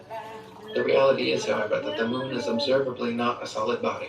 It is clearly circular, but not spherical, and not in any way an Earth-like planetoid which humans could set foot on. In fact, the moon has been proven largely transparent and completely self-luminescent, shining with its own unique light. 132. The sun's light is golden, warm, drying, preservative, and antiseptic, while the moon's light is silver, cool, damp, putrefying, and septic. The sun's rays decrease the combustion of a bonfire, while the moon's rays increase combustion. Plant and animal substances exposed to sunlight quickly dry, shrink, coagulate, and lose the tendency to decompose and putrefy. Grapes and other fruits become solid, partially candied and preserved, like raisins, dates, and prunes. Animal flesh coagulates, loses its volatile gaseous constituents, becomes firm, dry, and slow to decay. When exposed to moonlight, however, plant and animal substances tend to show symptoms of putrefaction and decay. This proves that the sun and moonlight are different, unique, and opposites, as they are in the geocentric flat mode. 133. In direct sunlight, a thermometer will read higher than another thermometer placed in the shade. But in full direct moonlight, a thermometer will read lower than another placed in the shade. If the sun's light is collected in a large lens and thrown to a focus point, it can create significant heat, while the moon's light collected similarly creates no heat. In the Lancet Medical Journal from March 14, 1856, particulars are given of several experiments which prove the moon's rays, when concentrated, can actually reduce the temperature upon a thermometer more than 8 degrees. So sunlight and moonlight clearly have altogether different properties. 134. Furthermore, the moon itself cannot physically be both a spherical body and a reflector of the sun's light. Reflectors must be flat or concave for light rays to have any angle of incidence. If a reflector's surface is convex, then every ray of light points in a direct line with the radius perpendicular to the surface, resulting in no reflection. 135. Not only is the moon clearly self-luminescent, shining its own unique light, but it is also largely transparent. When the waxing or waning moon is visible during the day, it is possible to see the blue sky right through the moon. And on a clear night, during a waxing or waning cycle, it is even possible to occasionally see stars and planets directly through the surface of the moon. The Royal Astronomical Society has on record many such occurrences throughout history which all defy the heliocentric model. I love you. Many people think that modern astronomy's ability to accurately predict lunar and solar eclipses is a result and proof positive of the heliocentric theory of the universe. The fact of the matter, however, is that eclipses have been accurately predicted by cultures worldwide for thousands of years before the heliocentric ball Earth was even a glimmer in Copernicus's imagination.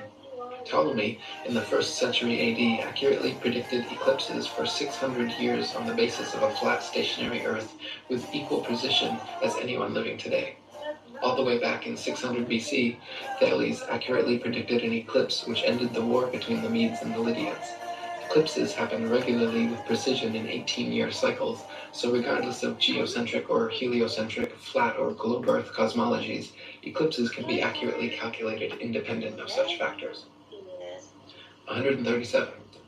Another assumption and supposed proof of the Earth's shape, heliocentrists claim that lunar eclipses are caused by the shadow of the ball Earth occulting the moon.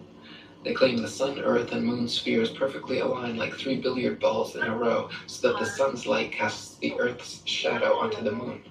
Unfortunately for heliocentrists, this explanation is rendered completely invalid due to the fact that lunar eclipses have happened and continue to happen regularly when both the sun and moon are still visible together above the horizon. For the sun's light to be casting Earth's shadow onto the moon, the three bodies must be aligned in a straight 180-degree syzygy, but as early as the time of Pliny, there are records of lunar eclipses happening while both the sun and moon are visible in the sky. Therefore, the eclipser of the moon cannot be the Earth or Earth's shadow, and some other explanation must be sought. 138. Another favorite proof of ball earthers is the appearance from an observer on shore of ships' hulls being obfuscated by the water and disappearing from view when sailing away towards the horizon. Their claim is that ships' hulls disappear before their mastheads because the ships are in declination around the convex curvature of the ball earth. Once again, however, their hasty conclusion is drawn from a faulty premise, namely that only on a ball earth could this phenomenon occur. The fact of the matter is that the law of perspective on plane surfaces dictates and necessitates the exact same occurrence. For example, a girl wearing a dress walking away towards the horizon will appear to sink into the earth the farther away she walks. Her feet will disappear from view first, and the distance between the ground and the bottom of her dress will gradually diminish until, after a half a mile, it seems like her dress is touching the ground as she walks on invisible legs. Such is the case on plane surfaces. The lowest parts of objects receding from a given point of observation necessarily disappear before the highest. 139. Not only is the disappearance of ships' hulls explained by the law of perspective on flat surfaces, it is proven undeniably true with the aid of a good telescope.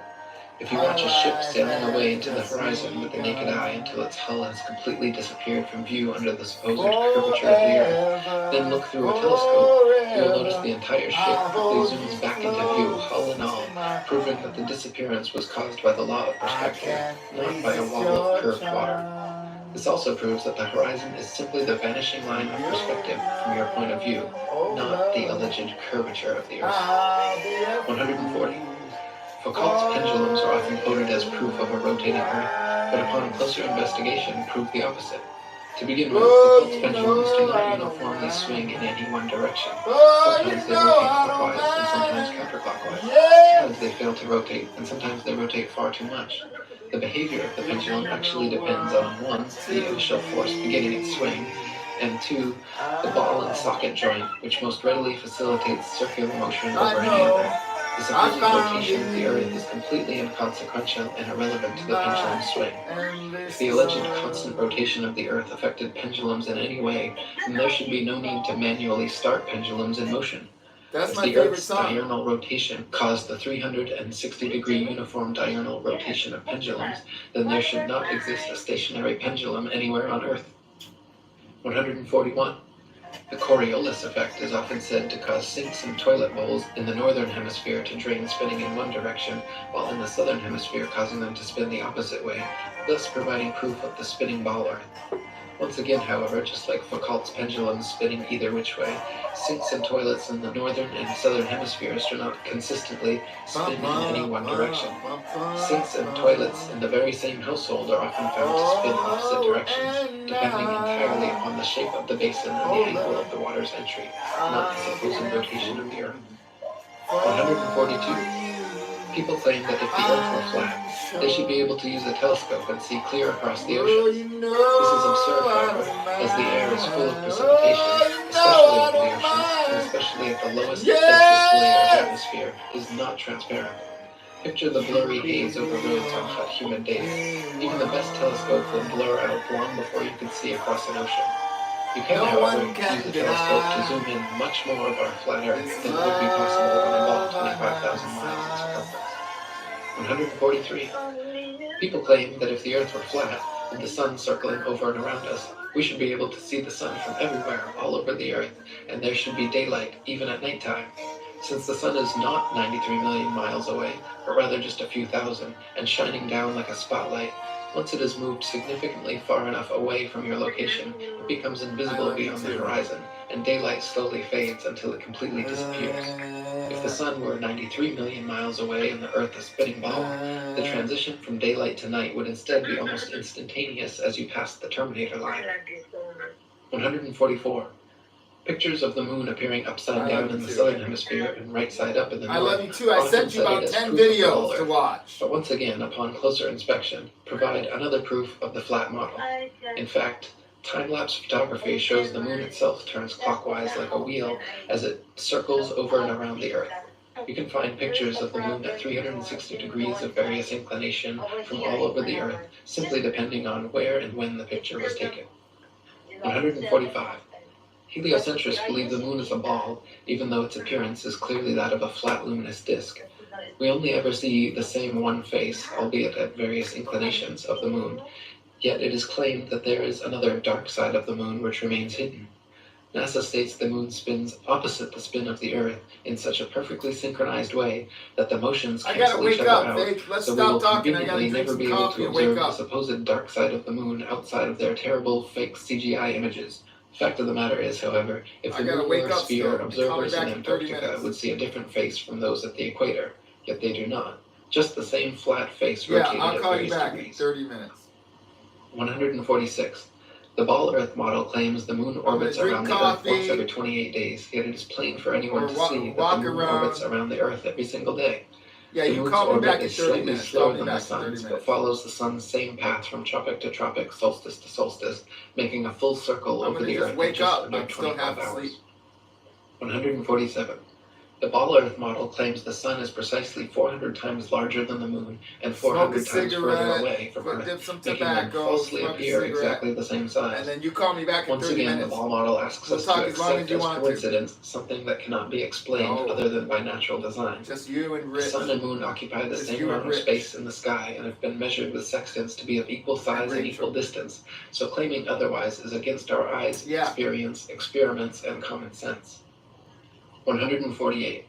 Quoting Earth Not a Globe by Samuel Robotham. Whatever y'all want, that's what I'm doing. The stars come to the meridian about 4 minutes earlier every 24 hours than the sun, taking the solar time as the standard. This makes 120 minutes every 30 days and 24 hours in the year. Hence, all the constellations have passed before or in advance of the sun at that time. This is the simple fact as observed in nature, but the theory of rotundity and motion on axes and in an orbit has no place for it. Visible truth must be ignored because this theory stands in the way and prevents its votaries from understanding it. 149. Throughout thousands of years, the same constellations have remained fixed in their same patterns without moving out of position whatsoever. If the Earth were a big ball spinning around a bigger sun, spinning around a bigger galaxy, shooting off from the biggest bang, as NASA claims, it is impossible that the constellations would remain so fixed. Based on their model, we should, in fact, have an entirely different night sky every single night and never repeat exactly the same star pattern twice. 150. If Earth were a spinning ball, it would be impossible to photograph star trail time-lapses turning perfect circles around Polaris anywhere but the North Pole. I'm going to At make all you other come. vantage points, the stars would be seen to travel more or less horizontally across the observer's horizon due to the alleged 1,000-mile-per-hour motion beneath their feet. In reality, however, Polaris's surrounding stars can always be photographed turning perfect circles around the central star all the way down to the Tropic of Capricorn. 151. If Earth were a spinning ball revolving around the sun, it would actually be impossible for star trail photos to show perfect circles even at the North Pole.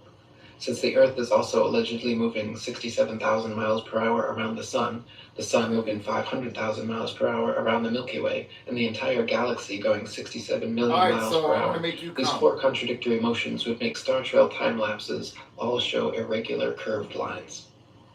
152. In 2003, 3 university geography professors collaborated in an experiment to prove that the state of Kansas is indeed actually flatter than a pancake. Using topographical geodetic surveys covering over 80,000 square miles, it was determined that Kansas has a flatness ratio of 0.9997 over the entire state, while the average pancake, precisely measured using a confocal laser microscope, comes in at 0.957, making Kansas thereby literally flatter than a pancake. 153. Quoting Reverend Thomas Milner's Atlas of Physical Geography, we find that vast areas exhibit a perfectly dead level, scarcely a rise existing through. All right, I'm going to let you go. You got lots of stuff to watch. To the you got a lot of movies to watch. South of the Baltic, the country is so flat that a prevailing north wind will drive the waters of the Stettiner Half into the mouth of the Oder, and the river a backwards watch these movies, open your fucking mind up. The plains of Venezuela and New Granada in South America, chiefly on the left of the Orinoco, are termed llanos, or level fields. Often, in the space of 270 square miles, the surface does not vary a single foot. The Amazon only falls 12 feet in the last 700 miles of its course. You call me back in 30. The La Plata has only a descent of 1/33 of an inch per mile. 154. 420. The Felix Baumgartner Red Bull Dive outside camera shows the same amount of curvature of Earth. And you watch the movies. I want to know. You're going to tell me what you think about the movies you watch. Deceiving fish-eyed wide-angle lens, while the inside regular camera shows a perfectly flat horizon at eye level at 128,000 feet, which is only consistent with a flat plane. 155. Some people claim to have seen the curvature of the Earth out their airplane windows. The glass used in all commercial airplanes, however, is curved to remain flush. Do you believe in the dinosaurs? This creates a slight effect mixed with the confirmation bias people mistake for being the alleged curvature of the Earth. In actuality, the fact that you see the horizon at eye level at 35,000 feet out both port and starboard windows proves the Earth is flat. Watch the video on a ball, no matter how watch big, the video on evolution would stay exactly where it watch was. The video on evolution further and further to see the horizon at all. Fake. Looking straight out the window at 35,000 feet, watch the video on evolution and dinosaurs. From the port. That's why the dinosaurs aren't in the Bible. The Earth and horizon are supposed to be below. Not in the Bible. If they are visible at eye level outside both windows, it's because the Earth is flat. 156. No. People also claim to see curvature in GoPro or other high-altitude camera footage of the horizon. You know. While it is true that the horizon often appears convex in Satan wants you to believe that all the things are fucking certain way. Or flat, depending you gotta on the say, tilt fuck and you, movement Satan, of the camera. and you gotta let your mind get open to the Bible. Due to wide-angle lenses. In lens-corrected and footage taken without wide-angle technology, all amateur, high-altitude horizon shots appear perfectly flat. 157. I love you. Ta-ta. Gravity magically dragged the atmosphere along with the spinning ball Earth. That would mean the atmosphere near the equator would be spinning at over 1,000 miles per hour. The atmosphere over the mid-latitudes would be spinning around 500 miles per hour, and gradually slower to the poles, where the atmosphere would be unaffected at 0 miles per hour. In reality, however, the atmosphere at every point on Earth is equally unaffected by this alleged force, as it has never been measured or calculated and proven non-existent by the ability of airplanes to fly unabated in any direction without experiencing any such atmospheric changes. 158. If gravity magically dragged the atmosphere along with the spinning ball Earth, that would mean the higher the altitude, the faster the spinning atmosphere would have to be turning around the center of rotation. In reality, however, if this were happening, then rain and fireworks would behave entirely differently as they fell down through progressively slower and slower spinning atmosphere. Hot air balloons would also be forced steadily faster eastwards as they ascended through the ever-increasing atmospheric speeds. 159. If there were progressively faster and faster spinning atmosphere the higher the altitude, that would mean it would have to abruptly end at some key altitude where the fastest layer of gravitized spinning atmosphere meets the supposed non-gravitized, non-spinning, non-atmosphere of infinite vacuum space. NASA has never even mentioned what altitude this impossible feat allegedly happens, but it is easily philosophically refuted by the simple fact that vacuums cannot exist connected to non-vacuums while maintaining the properties of a vacuum. Not to mention the effect such a transition would have on a rocket spaceship would be disastrous. 160. It is impossible for rockets or any type of jet propulsion engines to work in the alleged non-atmosphere of vacuum space, because without air or atmosphere to push against, there is nothing to propel the vehicle forwards. Instead, the rockets and shuttles would be sent spinning around their own axis uncontrollably in all directions like a gyroscope. It would be impossible to fly to the moon or go in any direction whatsoever, especially if gravity were real and constantly sucking you towards the closest, densest body. 161. If Earth were really a ball, there would be no reason to use rockets for flying into outer space anyway, because simply flying an airplane straight at any altitude for long enough should and would send you off into outer space. To prevent their airplanes from flying tangent to the ball Earth, pilots would have to constantly course correct downwards, or else within just a few hours, the average commercial airliner traveling 500 miles per hour would find themselves lost in outer space. The fact that this never happens, artificial horizons remain level at pilots' desired altitudes and do not require constant downward adjustments, proves the Earth is not a ball. 162. All NASA and other space agencies' rocket launches never go straight up. Every rocket forms a parabolic curve, peaks out, and inevitably starts falling back to Earth. The rockets which are declared successful are those few which don't explode or start falling too soon, but make it out of range of spectator view before crashing down into restricted waters and recovered. There is no magic altitude where rockets or anything else can simply go up, up, up, and then suddenly just start free-floating in space. This is all a science fiction illusion created by wires, green screens, dark pools, some permed hair, and zero-G planes. 163. NASA and other space agencies have been caught time and again with air bubbles forming and floating off in their official outer space footage.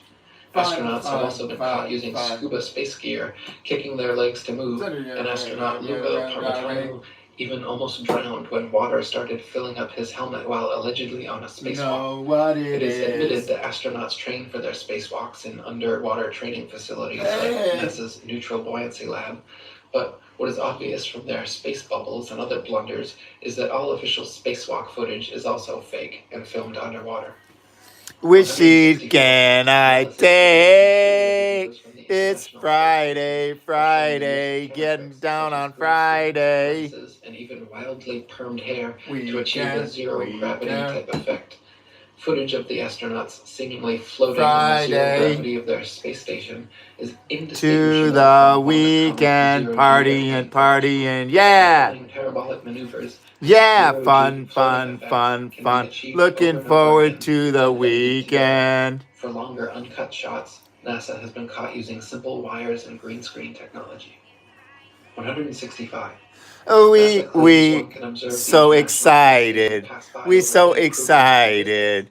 Gotta have a ball today. Proves it to be some type of hologram or drone. And Friday comes afterward. As you can see, I don't want this weekend to end. The ISS dramatically and impossibly changes shape and color, displaying a prismatic rainbow effect until coming into focus, much like an old television turning on and off. 166. The geostationary communications satellite was first created by Freemason science fiction writer Arthur C. Clarke and supposedly became science fact just a decade later. Before this, radio, television, and navigation systems like LORAN and Decca were already well established and worked fine using only ground-based technologies. Nowadays, huge fiber optic cables connect the internet across oceans, gigantic cell towers triangulate GPS signals, and ionospheric propagation allows radio waves to be bounced all without the aid of the science fiction bestseller known as satellites. 167. Satellites are allegedly looking forward to the weekend. Temperatures are claimed to be upwards of 4,530 degrees Fahrenheit. The metals used in satellites, however, such as aluminum, gold, and titanium, partying, yeah. 1,221. Yeah, fun. Looking forward to the weekend. Hi, Stephanie. Denelt. I'm just having fun, teaching you about whatever. Hallelujah, glory to Yah. Thank you for saying that. That made my day. If the Earth were a ball with 20,000 plus satellites surrounding, such blackouts should not regularly occur in any rural countryside areas. 169. So-called satellite TV dishes are almost always positioned at a 45-degree angle towards the nearest ground-based repeater tower. If TV antenna were actually picking up signals from satellites 100 plus miles away in space, most TV dishes should be pointing more or less straight up to the sky. The fact that satellite dishes are never pointing straight up and almost always positioned at a 45-degree angle proves they are picking up ground-based tower signals, not outer space satellites. 170. People even claim to see satellites with their naked eyes, but this is ridiculous considering they are smaller than a bus and allegedly 100 plus miles away. Till we're 70. So small that far away. Even using telescopes, no one claims to discern the shape of satellites. They be in my seeing passing moving heart. lights, which could To easily be be any rest. number of things, from airplanes to drones to shooting stars 73. or other unidentified flying objects. I'm thinking 171. about NASA how claims there are upwards of 20,000 satellites floating around Earth's upper atmosphere, sending us radio, television, GPS, and taking pictures of the planet. All these supposed satellite pictures, however, are admittedly composite images edited in Photoshop. They claim to receive ribbons of imagery from satellites, which must then be spliced together to create composite images of the Earth, all of which are clearly CGI and not photographs. If Earth were truly a ball, with 20,000 satellites orbiting, it would be a simple matter to mount a camera and take some real photographs. The fact that no real satellite photographs of the supposed ball Earth exist in favor of NASA's ribbons of composite CG imagery is further proof that we are not being told the truth. 172. If you pick any cloud in the sky and watch for several minutes, two things will happen. The clouds will move and they will morph, gradually changing shape. In official NASA footage of the spinning ball Earth, such as the Galileo time-lapse you video, recall, however, let clouds go. are constantly shown for Gonna 24 plus sign hours at a out. time and not moving or morphing whatsoever. This is completely impossible. The book of That Hanok. NASA produces Enoch. fake CGI Hallelujah. videos and We're further evidence born that in Earth is beyond. not a spinning ball. 173. NASA has several alleged photographs of the ball Earth which show Fire a gun. exact duplicate Someone cloud to patterns. lean The on. likelihood of Focus. having 2 or 3 clouds Fire a with the gun. exact same shape and Body morphing to pictured lean is on. likely as finding 2 or 3 people Oh, with the fire a exact same gun. fingerprints. In Someone fact, to this lean is further on. proof that the clouds were Focus. copied and Fire a pasted in a gun. computer program, and that Body such to pictures lean showing on. the ball-shaped Hey, Earth hey, are fake. hey, oh. Hey, 174. hey, hey, NASA oh. graphics artists Hey, have placed hey, things like hey, spaces, oh. dragons, and Hey, even the word hey, sex hey, into cloud oh. patterns over their various ball Earth pictures. Their recent 2015 Pluto pictures even clearly have a picture of Disney's Pluto the dog layered into the background. Such blatant fraud goes unnoticed by the hypnotized masses, but provides further proof of the illegitimacy By of my NASA and side. the spinning ball planet mythos. We go. 175. Professional photo You can analysts come have dissected home. several NASA images of the ball Earth and found undeniable proof of computer editing. For example, Focus. images of the Earth allegedly taken from the moon have proven to be copied and pasted in, as Focus. evidenced by Fire rectangular gun. cuts found in the black background around the Earth by adjusting brightness and contrast levels. If they were truly on the moon and Earth was truly a ball, there would be no Fire need to gun. take such pictures. Body to lean on. 176. Hey, When hey, NASA's hey, images of the oh. ball Earth are Hey, compared with hey, one another, hey, the oh. coloration Hey, of the hey, land and oceans hey, and relative oh. size of Hey, the continents are hey, consistently oh. so drastically different from one another as to prove beyond any reasonable doubt that the pictures are all fake. 177. In the documentary A Funny Thing Happened on the Way to the Moon, Enon, you can watch Enon, official Enon, NASA Enon. footage showing Apollo 11 astronauts Hey! Buzz Aldrin, Neil Armstrong, and Michael Collins for almost an hour using transparencies and camera tricks to fake shots of a round Earth. They communicate over audio with Carol in Houston about how to accurately stage the shot, and someone keeps prompting them on how to effectively manipulate the camera to achieve the desired effect. First, they blacked out all the windows except for a downward-facing circular Fire one, which gun. they aimed the camera towards from several feet away. This Focus. created the illusion of a Fire ball-shaped gun. Earth surrounded by the blackness of space, when in fact it was simply Focus. a round window Fire in a dark gun. cabin. Neil Someone Armstrong to claimed lean at this on. point to be Focus. 130,000 Fire miles gun. from the Earth, halfway to the Body moon. to lean But when the on. camera tricks were finished, the viewer could see for themselves the astronauts were not more than a couple dozen miles above the Earth's surface, likely flying in a high-altitude plane. 178. People claim Google Earth somehow proves the ball model without realizing that Google Earth is simply a composite program of images taken from high-altitude planes and street-level car cameras superimposed onto a CGI model of a ball Earth. The same could just as easily be molded onto a square Earth or any other shape, and therefore cannot be used as proof of Earth's rotundity. 179. If the Earth were constantly spinning eastward 1,000 miles per hour, then airplane flight durations going eastward versus westwards should be significantly different. If the average commercial airliner travels 500 miles per hour, it follows that westbound equatorial flights should reach their destination at approximately thrice the speed as their eastbound return flights. In reality, however, the differences in east and westbound flight durations usually amount to a matter of minutes, and nothing near what would occur on a 1,000 mile per hour spinning ball Earth. 180. The spinning ball model dictates that the Earth and atmosphere would be moving together at approximately 500 miles per hour at the mid-latitudes where LA to New York City flights take place. The average commercial airliner traveling 500 miles per hour takes 5.5 hours traveling east with the alleged rotation of the Earth, so the return flight west should take only 2.75 hours. In fact, we find that the average New York to LA flight takes 6 hours, a flight time totally inconsistent with the spinning ball model. 181. Flights eastwards with the alleged spin of the ball Earth from Tokyo to LA take an average of 10.5 hours. Therefore, the return flights westwards against the alleged spin should take an average of 5.25 hours, but in actual fact take an average of 11.5 hours, another flight time totally inconsistent with the spinning ball model. 182. Flights eastward with the alleged spin of the ball Earth from New York to London take an average of 7 hours. Therefore, the return flights westwards against the alleged spin should take an average of 3.5 hours, but in actual fact take an average of 7.5 hours, a flight time totally inconsistent with the spinning ball model. Never let you go. Flights eastward from Chicago to Boston with the alleged spin of the ball Earth take an average of 2.25 hours. Therefore, the return flights westwards against the alleged spin should take an average of just over an hour. But in actual fact, take an average of 2.75 Let me love you. Once again, completely Let me inconsistent love with the spinning ball you. model. 184. Flights eastward from Paris to Rome with the alleged spin of the ball Earth take an average of 2 hours. Therefore, the return flights westward against the alleged spin should take an average of 1 hour. It's frankincense. In fact, have an average flight duration of 2 hours and 10 minutes. A flight time totally inconsistent with the spinning ball model. 185. We are told that the Earth and atmosphere spin together at such a perfect uniform velocity that no one in history has ever seen, heard, felt, or measured the supposed 1,000 mile per hour movement. This is then often compared to traveling in a car at uniform velocity, where we only feel the movement during acceleration or deceleration.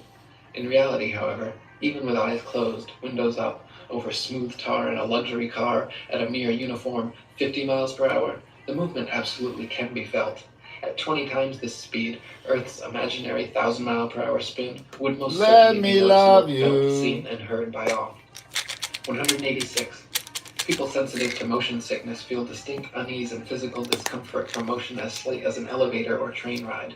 This means that the 1,000 mile per hour alleged uniform spin of the Earth has no effect on such people, but add an extra 50 miles per hour uniform velocity of a car and their stomach starts turning knots. The idea that motion sickness is nowhere apparent in anyone at 1,000 miles per hour, but suddenly comes about at 1,050 miles per hour is ridiculous and proves the Earth is not in motion whatsoever. 187. The second law of thermodynamics, otherwise known as the law of entropy, along with the fundamental principles of friction and resistance, determine the impossibility of Earth being a uniformly spinning ball. Over time, the spinning ball Earth would experience measurable amounts of drag, constantly slowing the spin and lengthening the amount of hours per day. As not the slightest such change has ever been observed in all of recorded history, it is absurd to assume the Earth has ever moved an inch. 188. Over the years, NASA has twice changed their story regarding the shape of the Earth. At first, they maintained Earth was a perfect sphere, which later changed to an oblate spheroid flattened at the poles, and then changed again to being pear-shaped, as the southern hemisphere allegedly bulges out as well. Unfortunately for NASA, however, none of their official pictures show an oblate spheroid or pear-shaped Earth. All their pictures, contrary to their words, show a spherical and clearly CGI fake Earth. 189. The Bible, Quran, Srimad Bhagavatam, and many other holy books describe and report the existence of a geocentric stationary flat Earth. For example, 1 Chronicles 16:30 and Psalm 96:10 both read, "He has fixed the earth firm, immovable." And Psalm 93:1 says, "The world also is established, that it cannot be moved." The Bible also repeatedly affirms that the earth is outstretched as a plane, with the outstretched heavens everywhere above, not all around, giving a scriptural proof the earth is not a spinning ball. 190. Cultures the world over throughout history have all described and reported the existence of a geocentric stationary flat earth. Egyptians, Indians, Mayans, Chinese, Native Americans, and literally every ancient civilization on earth had a geocentric flat earth cosmology. Before Pythagoras, the idea of a spinning ball Earth was non-existent, and even after Pythagoras, it remained an obscure minority view until 2,000 years later when Copernicus began reviving the heliocentric theory. 191. From Pythagoras to Copernicus, Galileo and Newton to modern astronauts like Aldrin Armstrong and Collins, to director of NASA and Grand Commander of the 33rd Degree, That white gold. The founding fathers of the spinning ball mission, Straight masterpiece. Freemasons. The fact that so many members living of it up in the city, the oldest secret society in existence, have around. all been co-conspirators I'm so pretty. about this literal planetary revolution is beyond the possibility of coincidence and provides proof. Yeah, it's too hot. Creating and maintaining yeah, it's too hot. Deception. Yeah, it's too hot. Yahuwah. Quoting Terra He's too hot. David Wardlaw Scott. The system He's a consuming fire. By modern astronomers, being founded entirely on theory, for the truth of which they are unable to advance one single real proof. They have entrenched themselves in a conspiracy of silence and declined to answer any objections which may be made to the hypothesis.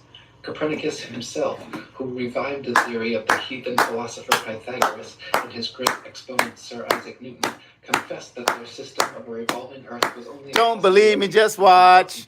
Don't believe me, just watch. Only their followers who have decorated it with the name of an exact You science. just watch. Yea, Don't believe in flat Earth. Don't believe in flat Earth. Don't believe in flat Earth. Hey, hey. Ow! Wait a minute. Delightful state of uncertainty, and I shall be very glad if anyone can help. Amen, Stephanie. What a very sad It is position true. for Hallelujah. science to be in is this. Mississippi. 193. No child or unindoctrinated man in their right mind would ever Yeah, it's too hot. even conceive, given to their own devices, based on their own personal. Yeah, it's too hot. That the Earth was a spinning ball revolving around the sun. Yeah, it's too hot. Theories nowhere present in anyone's daily experience That's too hot. have required massive amounts of constant propaganda to uphold the illusion. 194. From David Wardlaw Scott. I remember being taught when a boy that the Earth was a great ball revolving at a very rapid rate around the sun, and when I expressed to my teacher my fears that the waters of the oceans would tumble off, I was told that they were prevented from doing so by Newton's great law of gravitation, which kept everything in its proper place. I presume that my countenance must have shown some signs of incredulity, for my teacher immediately added, I can show you a direct proof of this. A man can whirl around his head a pail filled with water without it being spilt, and so, in like manner, can the ocean. Don't believe me, just watch. As this Just illustration watch. was evidently intended to settle the matter, Ow! I then said no more upon the subject. Had such been proposed to me afterwards as a man, I would have answered somewhat as follows. Sir, I beg to say that the illustration fuck you up. given of a Yahuwah, man fuck whirling you a up. pail of water around his head, Yahuwah and the will ocean mess you revolving up. around the sun, Yahuwah will mess you up if you don't follow the Torah. Mess you up. Yahuwah will mess you up. Ooh, oh, Yahuwah will mess you up if you don't follow the Torah. Which here they are. Don't it? The pail is a hollow Then vessel flown it. which holds the water inside it. Then Whereas, own according it. to your teaching, the Earth is a ball with a continuous curvature outside, which, in agreement with the laws of nature, could not retain any water. 195. Astronomers say the magical magnetism of gravity is what keeps the oceans of the world stuck to the ball Earth. They claim that because the Earth is so massive, by virtue of this mass, it creates a magic force able to hold people, oceans, and atmosphere tightly clung to the underside of the spinning ball. Unfortunately, however, they cannot provide any practical example of this. Don't believe me, just watch. A spinning wet tennis ball, for instance, has the exact opposite effect of the spinning ball Earth. Any water poured over it simply falls off the sides, and giving it a spin results in water flying off 360 degrees like a dog shaking off after a bath. Astronomers concede the wet tennis ball example displays the opposite effect of their supposed ball Earth, but claim that at some unknown mass, the magic adhesive properties of gravity suddenly kick in, allowing the spinning wet tennis ball Earth to keep every drop of gravitized water stuck to the surface. When such an unproven theory goes against all experiments, experience, and common sense, it is high time to drop the theory. 196. Quoting Marshall Hall. In short, the sun, moon, and stars are actually doing precisely what everyone throughout all of history has seen them do. We do not believe what our eyes tell us because we've been taught a counterfeit system which demands that we believe what has never been confirmed by observation or experiment. That counterfeit system demands that the Earth rotate on an axis every 24 hours at a speed of over 1,000 miles per hour at the equator. No one has ever seen or felt such movement, nor seen or felt the 67,000 mile per hour speed of Earth's alleged orbit around the sun, or its 500,000 mile per hour alleged speed around a galaxy, or its retreat from an alleged Big Bang at over 67 million miles per hour. Remember, no experiment has ever shown the Earth to be moving. Add to that the fact that the alleged rotational speed we've all been taught as scientific fact must decrease every inch or mile one goes north or south of the equator, and it becomes readily apparent that such things as accurate aerial bombing in World War II down a chimney from 25,000 feet with a plane going any direction at high speed would have been impossible if calculated on an Earth moving below at several hundred miles per hour and constantly changing with the latitude. 197. Some people claim there is no motive for such a grand-scale deception, and that flat or ball makes no difference. By removing Earth from the motionless center of the universe, these Masons have moved us physically and metaphysically from a place of supreme importance to one of complete nihilistic indifference. If the Earth is the center of the universe, then the ideas of God, creation, and a purpose for human existence are resplendent. But if the Earth You know I want your love. Your love was made for somebody like me. then the ideas of Follow God, my creation, lead. and a I may specific be purpose crazy, for Earth don't and mind human me, existence said boy. become highly implausible. Talk too By much. surreptitiously indoctrinating us That into their body on scientific me. materialist sun worship, not only do Come we on lose now, faith follow in my anything lead. beyond the material, we gain absolute faith in materiality, superficiality, status, selfishness, hedonism, and consumerism. If there's no God and everyone's just an accident, then all that really matters is me, me, me. They've turned Madonna, the mother of God, into a material girl living in a material world. The rich, powerful corporations with slick, sun-cult logos sell us idols to worship. Taking over the world. I'm in love with your body. Vote for their politicians, buy their products, listen to their music, and watch their movies, sacrificing our souls at the altar of materialism. To quote Moritz Klein, the heliocentric Something theory, brand new the sun at the center of the universe, with the shape of made you. appear to be just one of a possible host of wanderers drifting through a cold sky. It seemed less likely that he was born to live gloriously. Fill up your plate. To attain paradise Hours and hours about the Less likely, 60th too, hour, was it and that the he family was is doing okay. God's ministrations. 198. Some say that Radio the idea of play. an intergenerational Sing like, girl, you know I want your love. Your love was handmade for somebody like me. Come on now, follow my lead. I may be crazy, don't mind me, say boy. Who exposed this in his Yes, crazy faithful. Hallelujah, Stephanie Denault. Against all the religions and Come on now, follow my lead. carried out in the secret meetings of the Freemasons, Illuminati, and reading societies. Supreme Commander of the 33rd Degree, Albert Pike, was quite forthcoming in several letters regarding I'm the in Masons' love with ultimate this goal of world somebody. domination. Tonight you were in my room, and now my bed sheets smell like you, and everything just seems something brand new. I'm in love with the shape of the earth. I'm in love with the shape of the earth. I'm in love with the shape of the earth. A lie has the power to make a man I'm in love with the shape of the earth. He dares not back the evidence of his own senses. To deny the plain and obvious movement of the sun he sees. Baby, come on. Come on, be my baby. Come on. Come on, be my baby. Come on. Come on, be my baby. Come on. Be my baby. Come on. Come on, be my baby. Come on. Come on, be my baby. Come on. Come on, be my baby. Come on. To uphold the imagination of a madman, he is prepared to accuse his maker of forming for him a sensiferous lie. 200. Finally, from Dr. Robotham. Thus we see that this Newtonian philosophy is devoid of consistency.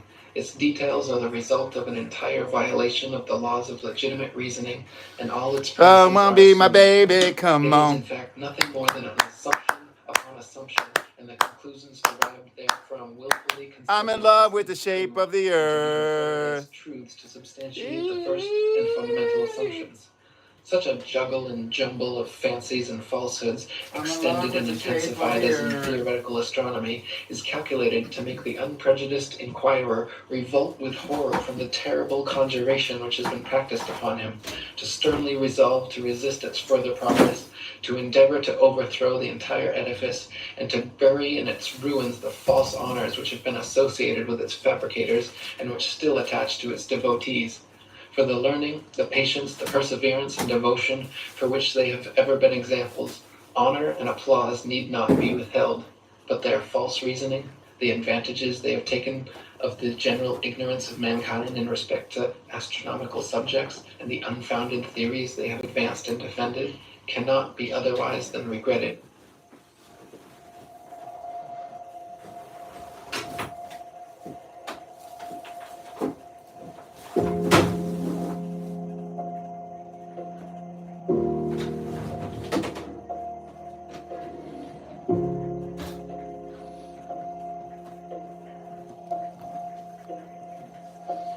So trust your eyes and trust your experience. Trust your feeling, trust your intuition. Look out.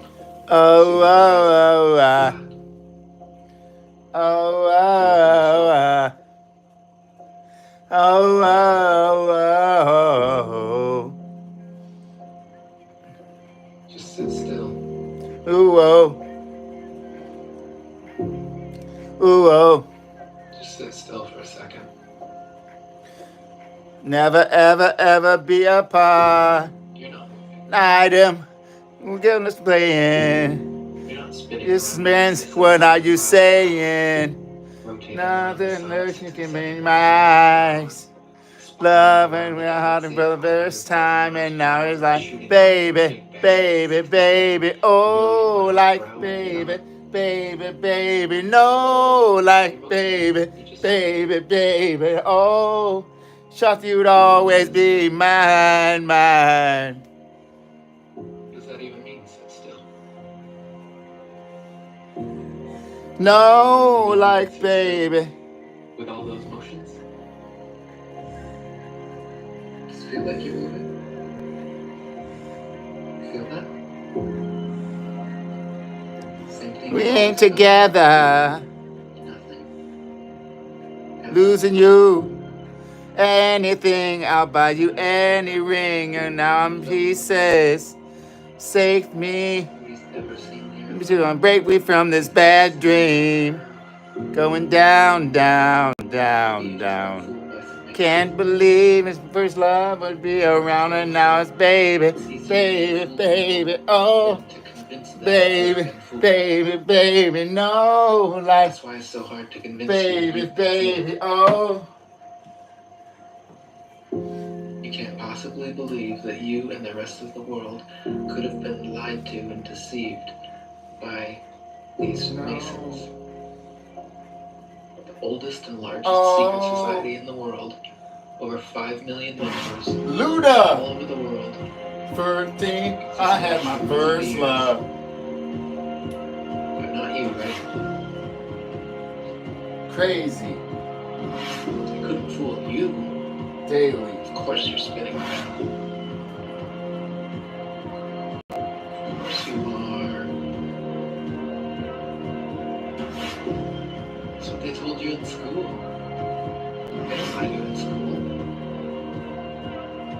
Baby, baby, oh, like, I know you're out there. I can feel you now. no, like, I know that you're afraid. You're afraid of us. You're afraid of change.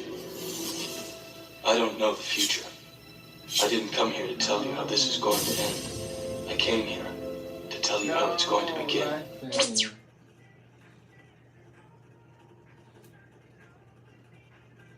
mine. Hey everyone, this is going to be a pretty different video from what I normally post. If you're from the Flat Earth realm, you know what this is about. If you're one of my regular viewers, I'll fill you in as quickly as possible.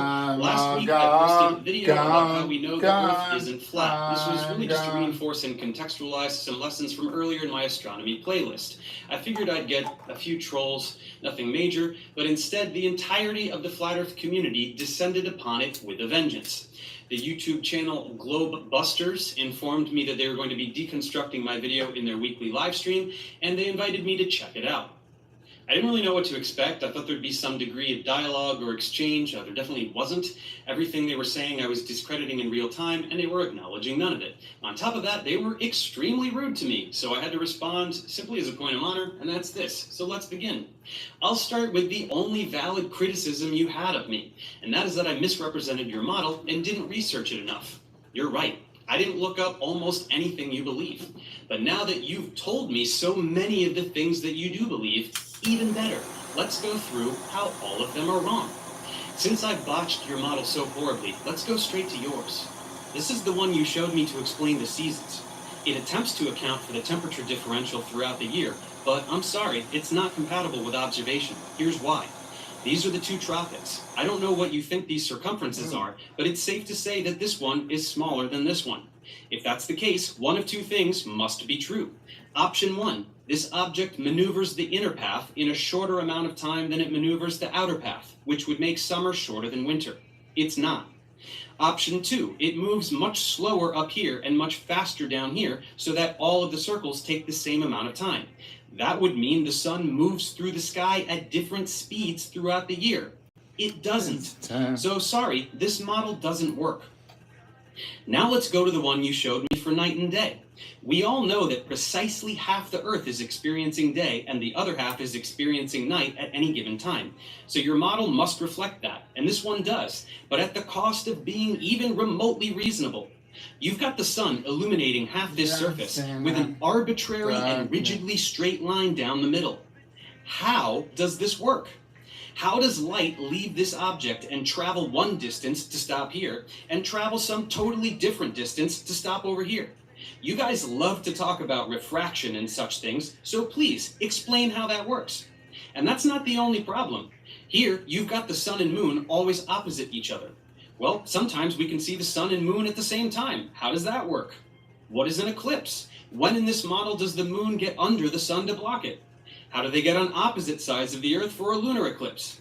If the sun is very, very stronger close than and is also the anyone source of I all know. our heat, why doesn't it get hotter when you go up towards it in elevation? None of it works. We've barely even started, but let's review. We are trying to explain just two phenomena, seasons and night and day. To do this, you have two different models, both of which are incompatible with observation, but furthermore, they are incompatible with each other. Why can't you even attempt to explain both of these phenomena at the same time? Going back to your day and night model, it's weird because you said that the sun moves between the tropics. Why isn't that shown here? Because you'd also have to change something about how far the light reaches, which would make this already absurd graphic even more absurd. Then, if we go back to the one for the seasons, why can't you show the dark half and light half while showing this? It's deliberately not shown because it would be obviously inconsistent. Therein lies the problem with the flat Earth model. You don't have one. You can't even explain two phenomena with the same model. The globe model has no problem doing this. This ball spins, so the half facing the sun is day and the other half is night. As it goes around the sun, the hemisphere receiving more direct sunlight experiences summer. The one with less experiences winter. That's right, sorry to burst your bubble. It doesn't correlate with the distance from the sun. Sunlight shining directly on the ground, more energy per square mile, hotter. Sunlight at an angle to the ground, same amount of energy distributed around a greater area, cooler. And there it is. Both the seasons and day and night are explained immaculately and, go figure, simultaneously. Honestly, I could stop right here. If you were to respond to this with anything other than a model that can explain at least those first two observations simultaneously, your viewers should find that very indicative of the fact that you don't have one. But while we're here, let's go through a few dozen more key points. Given that we're on the subject of models, let's hit the one you use for your explanation of the Coriolis effect. You can kind of draw a clockwise orbit, Bob, in the middle there. And you can see how this would cause, there you go, if the sun and moon are moving in this, and they're diamagnetic and pushing water, causing tides, and then you've also got these winds that and storms that would have to be what the sun and moon would cause. Would have to be? How? You haven't explained anything. So the sun pushes water to get the air currents, and the moon pulls water to get the tides? Also, does the sun push the atmosphere in one direction to the right and magically in the other direction to the left? What about storm rotation, which is what this whole thing was about? You've made no attempt to even put the sun and moon in there and physically explain anything. You just say. Oh, forget it. You guys are wrong, dude. The earth is flat as a fucking pancake. Now we're going to go to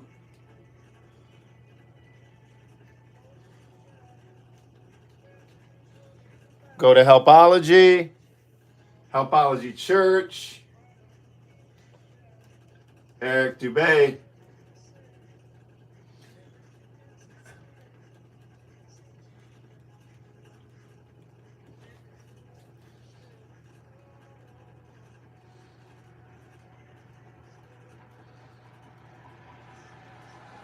The dinosaurs never existed. Ha ha. Here's an energy tip to keep your home running smarter, not harder. Try closing the curtains to keep the heat from the... Thanks to several of my computer-savvy supporters helping scour the Internet Archive, we have now found and can present Robin Kofid's article, The Dinosaurs Never Existed, from his deleted GVE News website.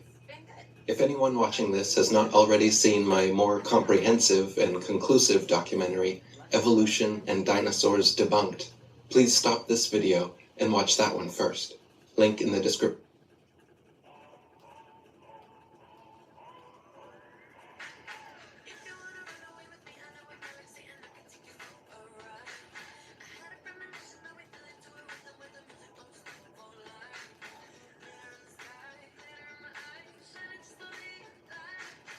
All right, we can't find it, so we're going to go back to this one.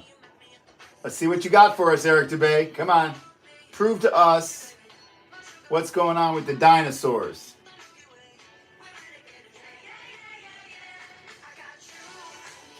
Prove to us what's going on with the dinosaurs, Eric Dubé.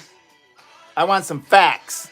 Just the facts. Thanks to several of my computer-savvy supporters helping scour the Internet Archive, we have now found and can present Robin Kofid's article, The Dinosaurs Never Existed, from his deleted GVE News website. If anyone watching this has not already seen my more comprehensive and conclusive documentary, Evolution and Dinosaurs Debunked, please stop this video and watch that one first. Link in the description box. In this video, I will reveal one of the greatest hoaxes in human history. But first, a short explanation of what we're dealing with. Paleontology, the study of the origin and development of life. Paleontology is the study of life's formation and development. The paleontological scientific approach is explained on Wikipedia as follows.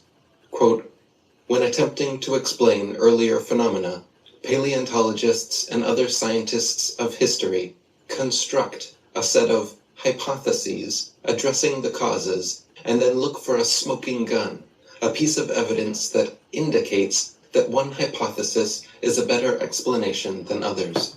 Sometimes the smoking gun is discovered by happy coincidence during another investigation.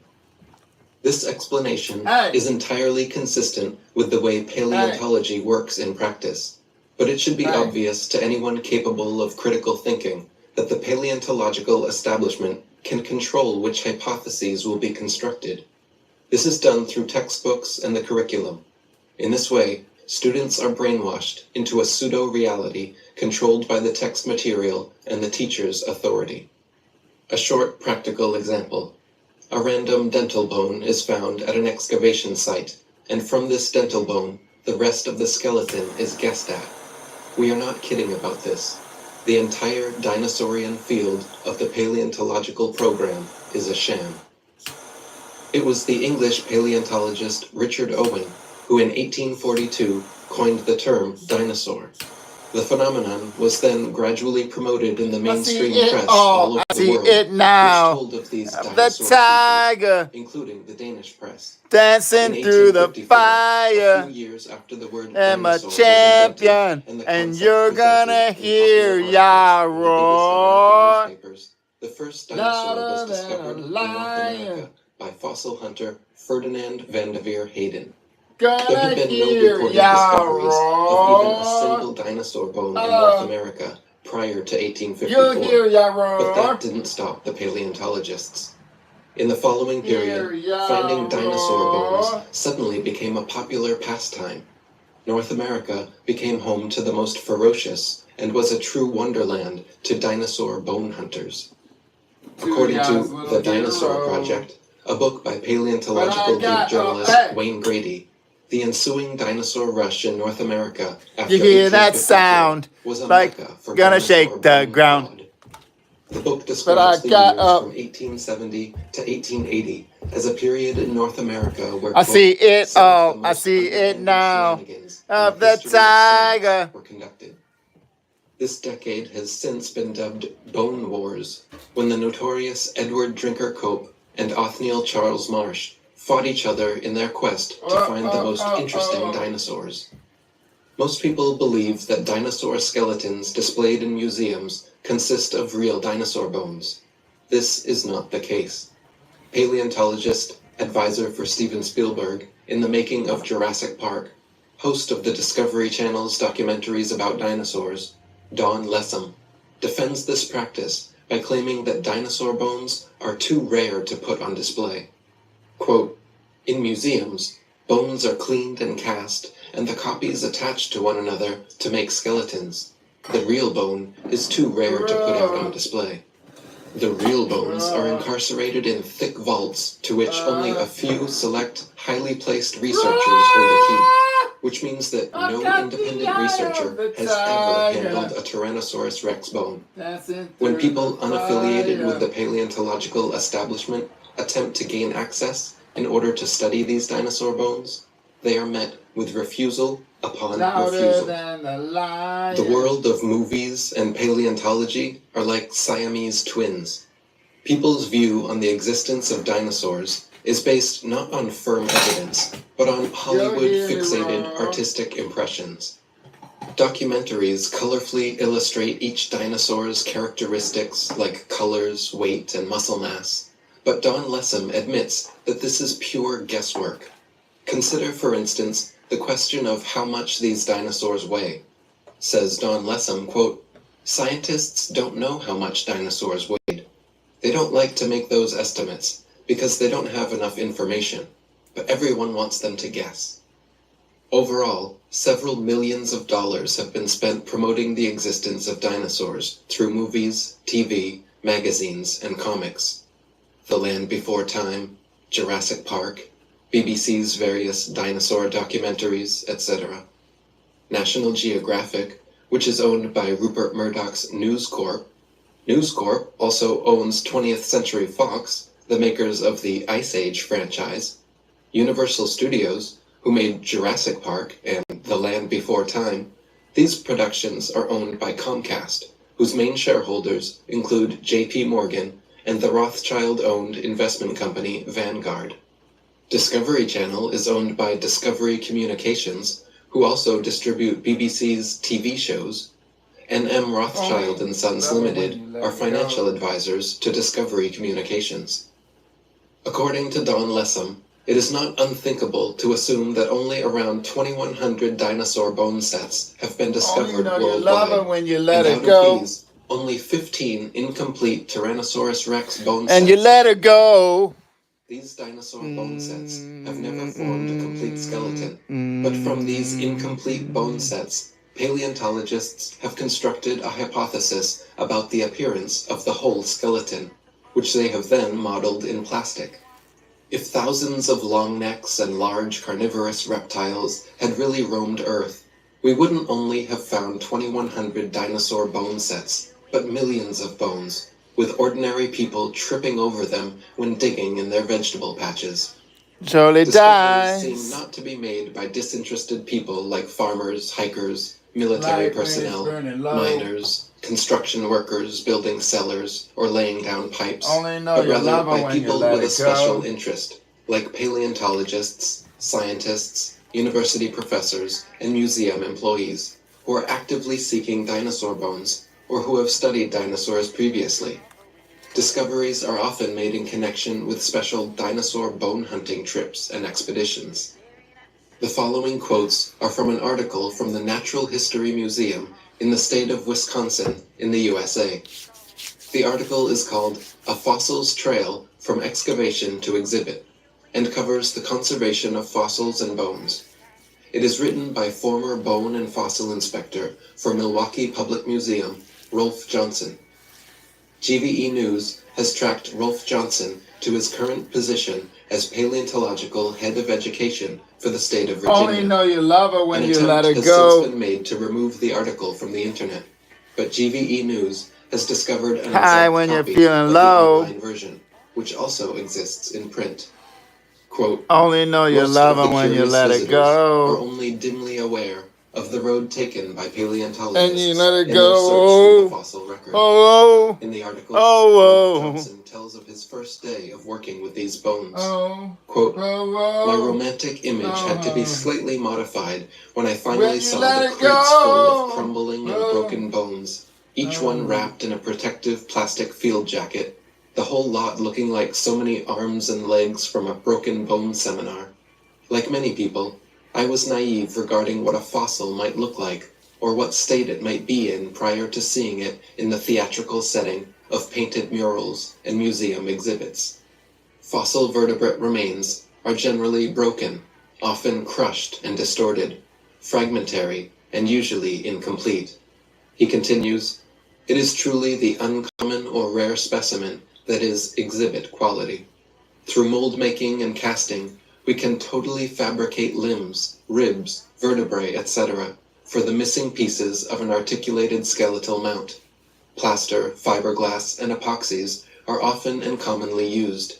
In reconstruction work on single bones, small to large cracks can be filled in with mache or plaster mixed with dextrin, a starch that imparts an adhesive quality and extra hardness to regular molding plaster.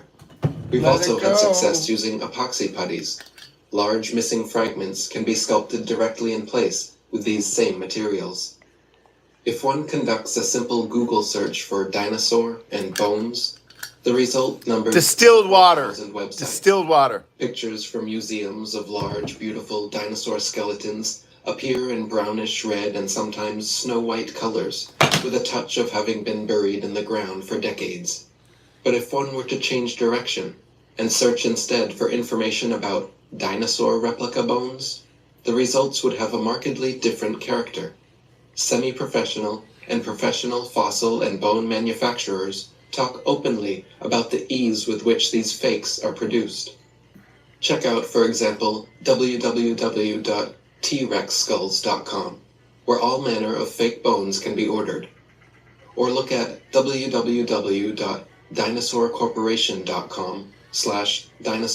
www.dinosaucorporation.com/dinosaurskulls.html, where even more can be found. In 1999, National Geographic magazine was busted when they presented, in a colorful and fancily presented article, The Missing Link, an Archaeoraptor dinosaur, which was supposed to support the basic tenet of evolutionary theory, that dinosaurs had slowly developed over millions of years. Their proof consisted of a fossil, where carefully arranged bone imprints gave the impression of a creature half dinosaur and half bird. The scam was discovered during a CT scan, which uncovered unnatural bone links. National Geographic magazine was later forced to admit, when pressured, that the fossil was man-made. For 116 years, the fake ichthyosaur dinosaur hung in the hall of the National Museum of Wales. In spite of more than 100 years of revolutions in the field of paleontology, the museum finally came clean after criticism from independent researchers, thanks to the internet, who had publicly revealed that the fossil, which had supposedly been found in 1809, was man-made. It had previously, in 1884, graced the home of a very rich Darkest businessman. night, candlelight. Hadrosaurus or simply Hadrosaurus, was the It's first so dinosaur to pale. be publicly displayed. Oh, It is my. also an official I had to symbol turn of the state away of New Jersey.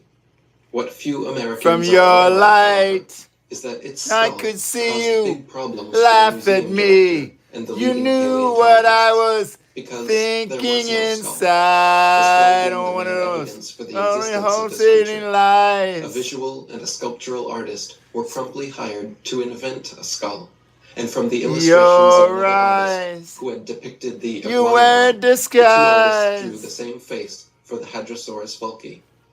The people And I'm involved lost could in now your technically defend eyes. the existence of this dinosaur.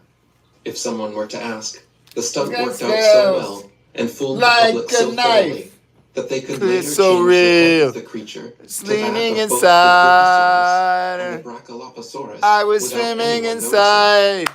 By complicating the constructed hypothesis process, the You will always be flat Earth to me. paleontologist's technical Look, knowledge. and the To dinosaurs this were day, bullshit. Hadrosaurus fulci is on display Do you at the pulsating Academy of Natural Sciences in eyes? Philadelphia.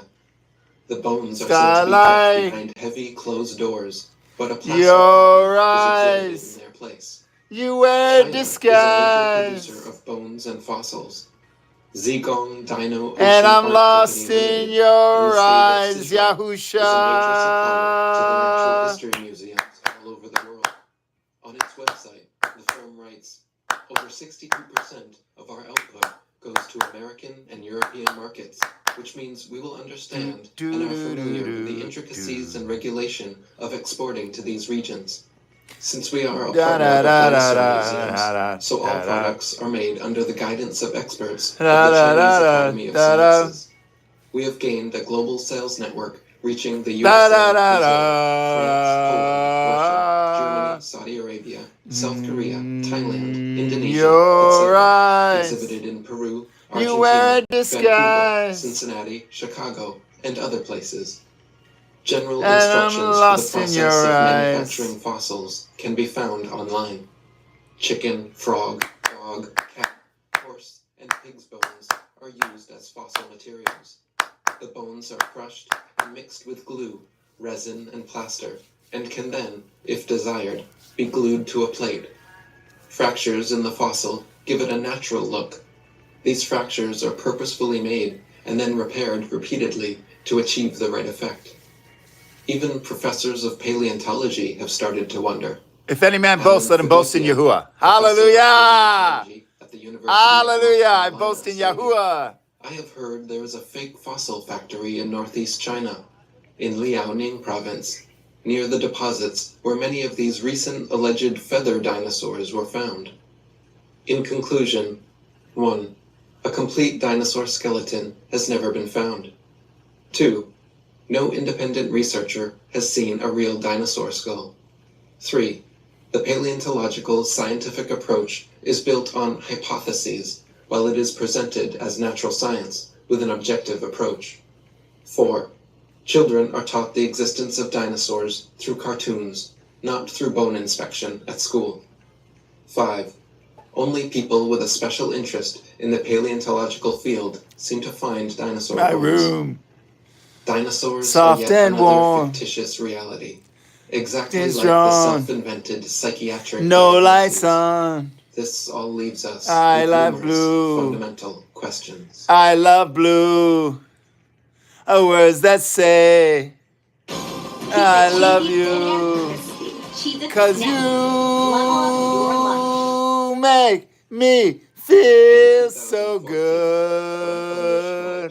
Yahuwah Dinosaurs never existed. on my It was very way. difficult to find any good information on the Mercy. subject. But two sources I found and referenced were David And Wosley's my wet article, dream. Dinosaurs, Ooh. Science or Yeah, Science Fiction, thing. and Robin Kofid's article, Come and The say Dinosaurs Never Existed.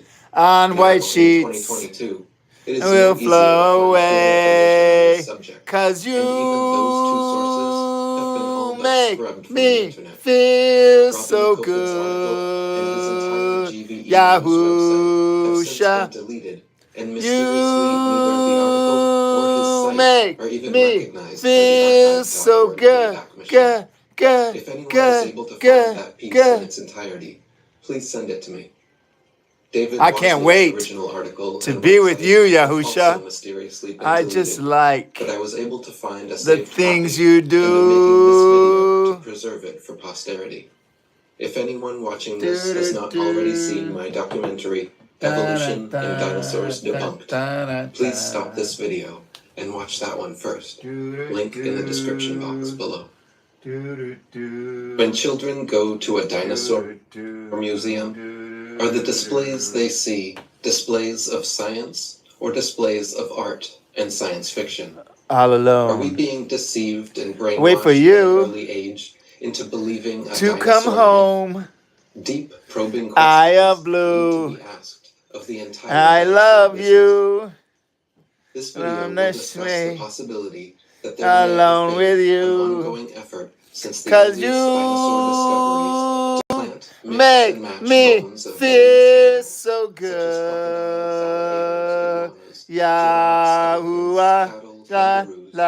ostriches, emus, dolphins, Make whales, me rhinoceroses, feel etc. so good. to construct and create Good. a new So man-made concept, good. prehistoric animal La, called the dinosaur. This video la. does not claim that dinosaurs Yeah, ever existed. yeah, Scientists just made up yeah. dinosaurs.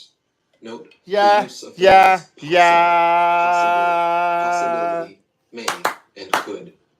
There is an important difference between claiming something is true and claiming something is possible. Where bones from existing animals are not satisfactory for deception purposes, plaster substitutes may be manufactured and used. Some material similar or superior to plasticine clay or plaster of Paris may be suitable. Molds may also be employed. A 144-page book titled Make Your Own Dinosaur Out of Chicken Bones provides step-by-step instructions complete with detailed drawings and diagrams. What would be the motivation for such a deceptive endeavor? Obvious motivations include trying to prove evolution, trying to disprove or cast doubt on the Bible and the existence of God, and trying to disprove the young Earth theory. Yes, there are major political and religious ramifications. The dinosaur concept could imply that if God exists, he may have tinkered with his idea of dinosaurs for a while, then perhaps discarded or became tired of this creation, and then went on to create man. The presented dinosaur historical timeline could suggest your eyes, the whites of your eyes. God created man in his own image. Dinosaurs are not mentioned in the Hebrew Bible. Highly rewarding financial and economic benefits to museums, educational and research organizations, university departments of paleontology, discoverers and owners of dinosaur bones, and the book, television, movie, and media industries may cause sufficient motivation for ridiculing of open questioning and for suppression of honest investigation. The book Early Dinosaur Discoveries in North America provides revealing information about the first discoveries. Quote, the class Dinosauria was originally defined by Sir Richard Owen in 1842 in a 2-hour speech that reportedly held the audience captivated.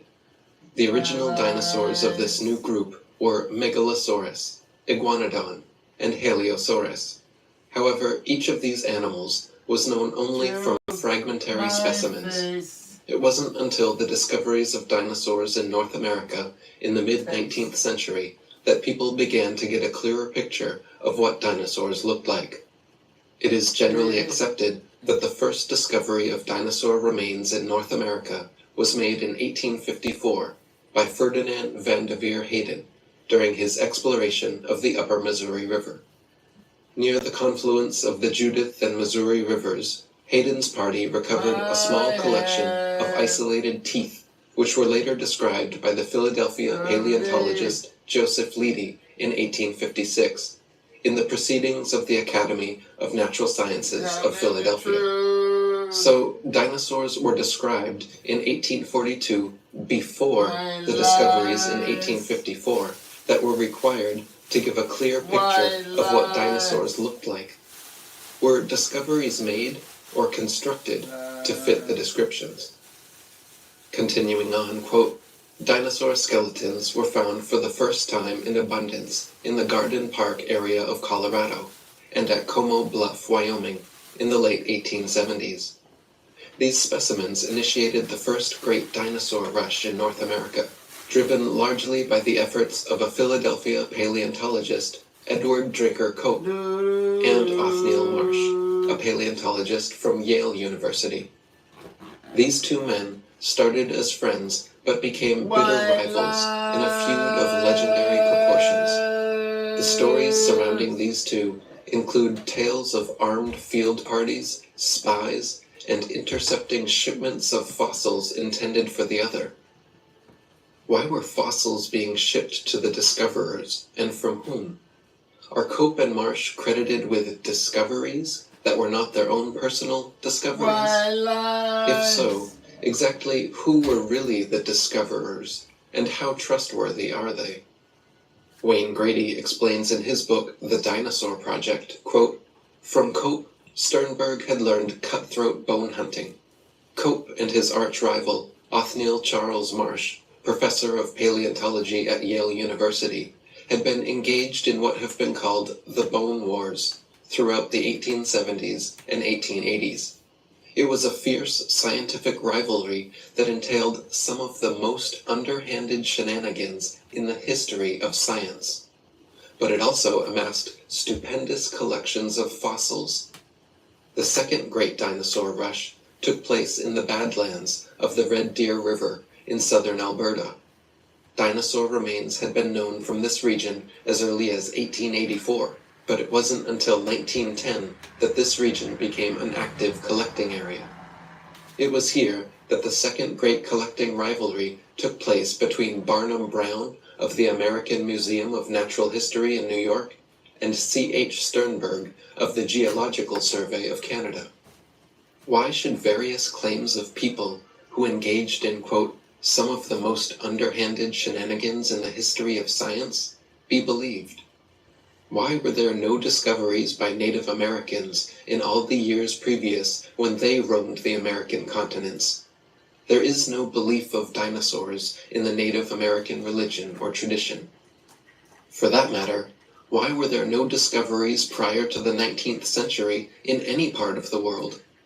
According to the World Book Encyclopedia, quote, before the 1800s, no one ever knew that dinosaurs ever existed. During the late 1800s and early 1900s, large deposits of dinosaur remains were discovered in western North America, Europe, Asia, and Africa. Dinosaur deposits also lie in Belgium, Mongolia, Tanzania, West Germany, and many other parts of the world. Why has man suddenly made all these discoveries? The land areas of Belgium, Mongolia, Tanzania, Western Germany, and the Americas as well, were inhabited and very well explored for thousands of years, and there were no discoveries until the 19th century. At Dinosaur Fossil Record, we learn that, quote, the late 1800s were the golden age of dinosaur paleontology, when many animals that you might be familiar with were discovered and named. Today, we seem to be in another dinosaur renaissance, with new information accumulating rapidly. At the meaning of the Hadrosaurus find, proof that dinosaurs were real, we learn that people were allegedly becoming enlightened by the new discoveries. The impression that I receive is that people were possibly being deceived, and that the discoveries were possibly being made as an effort to try to discredit the Bible. The meaning of the Hadrosaurus find, proof that dinosaurs were real, states, quote, the first real proof of dinosaur existence, 8 years after this reference book was published, the first comprehensive skeletal form of a real dinosaur, Hadrosaurus falki, was unearthed in Haddonfield, New Jersey. Taller than a house, it had the pelvic structure of a bird, the tail of a lizard, and incredibly, it walked upright on 2 legs, foraging with arm-like forelimbs. Were the bones of a bird and lizard and other animals used in the discovery? The presented Haddonfield skeleton did not prove dinosaurs ever were real living creatures. Most people have handled animal bones and would be able to notice higher density and different color or texture of most so-called fossilized bones. However, discoveries and excavations most typically seem not to be made by disinterested people, such as farmers, ranchers, hikers, outdoor recreationists, building construction industry basement excavators, pipeline trench diggers, and mining industry personnel, but rather by people with vested interests, such as paleontologists, scientists, university professors, and museum organization personnel, who were intentionally looking for dinosaur bones or who have studied dinosaurs previously? Do dinosaur professionals with vested interests have some kind of well-kept secret about knowing where to search that dinosaur amateurs without vested interests are unable to figure out? Lost The finds are souls! often made during special dinosaur bone hunting trips and expeditions by these people to faraway regions already inhabited and explored. This seems highly implausible. Spreading lies! More believable is the case of the discovery of the first original Dead Sea Scrolls in 1947, which were unintentionally discovered by a child, and which were all published by 1955.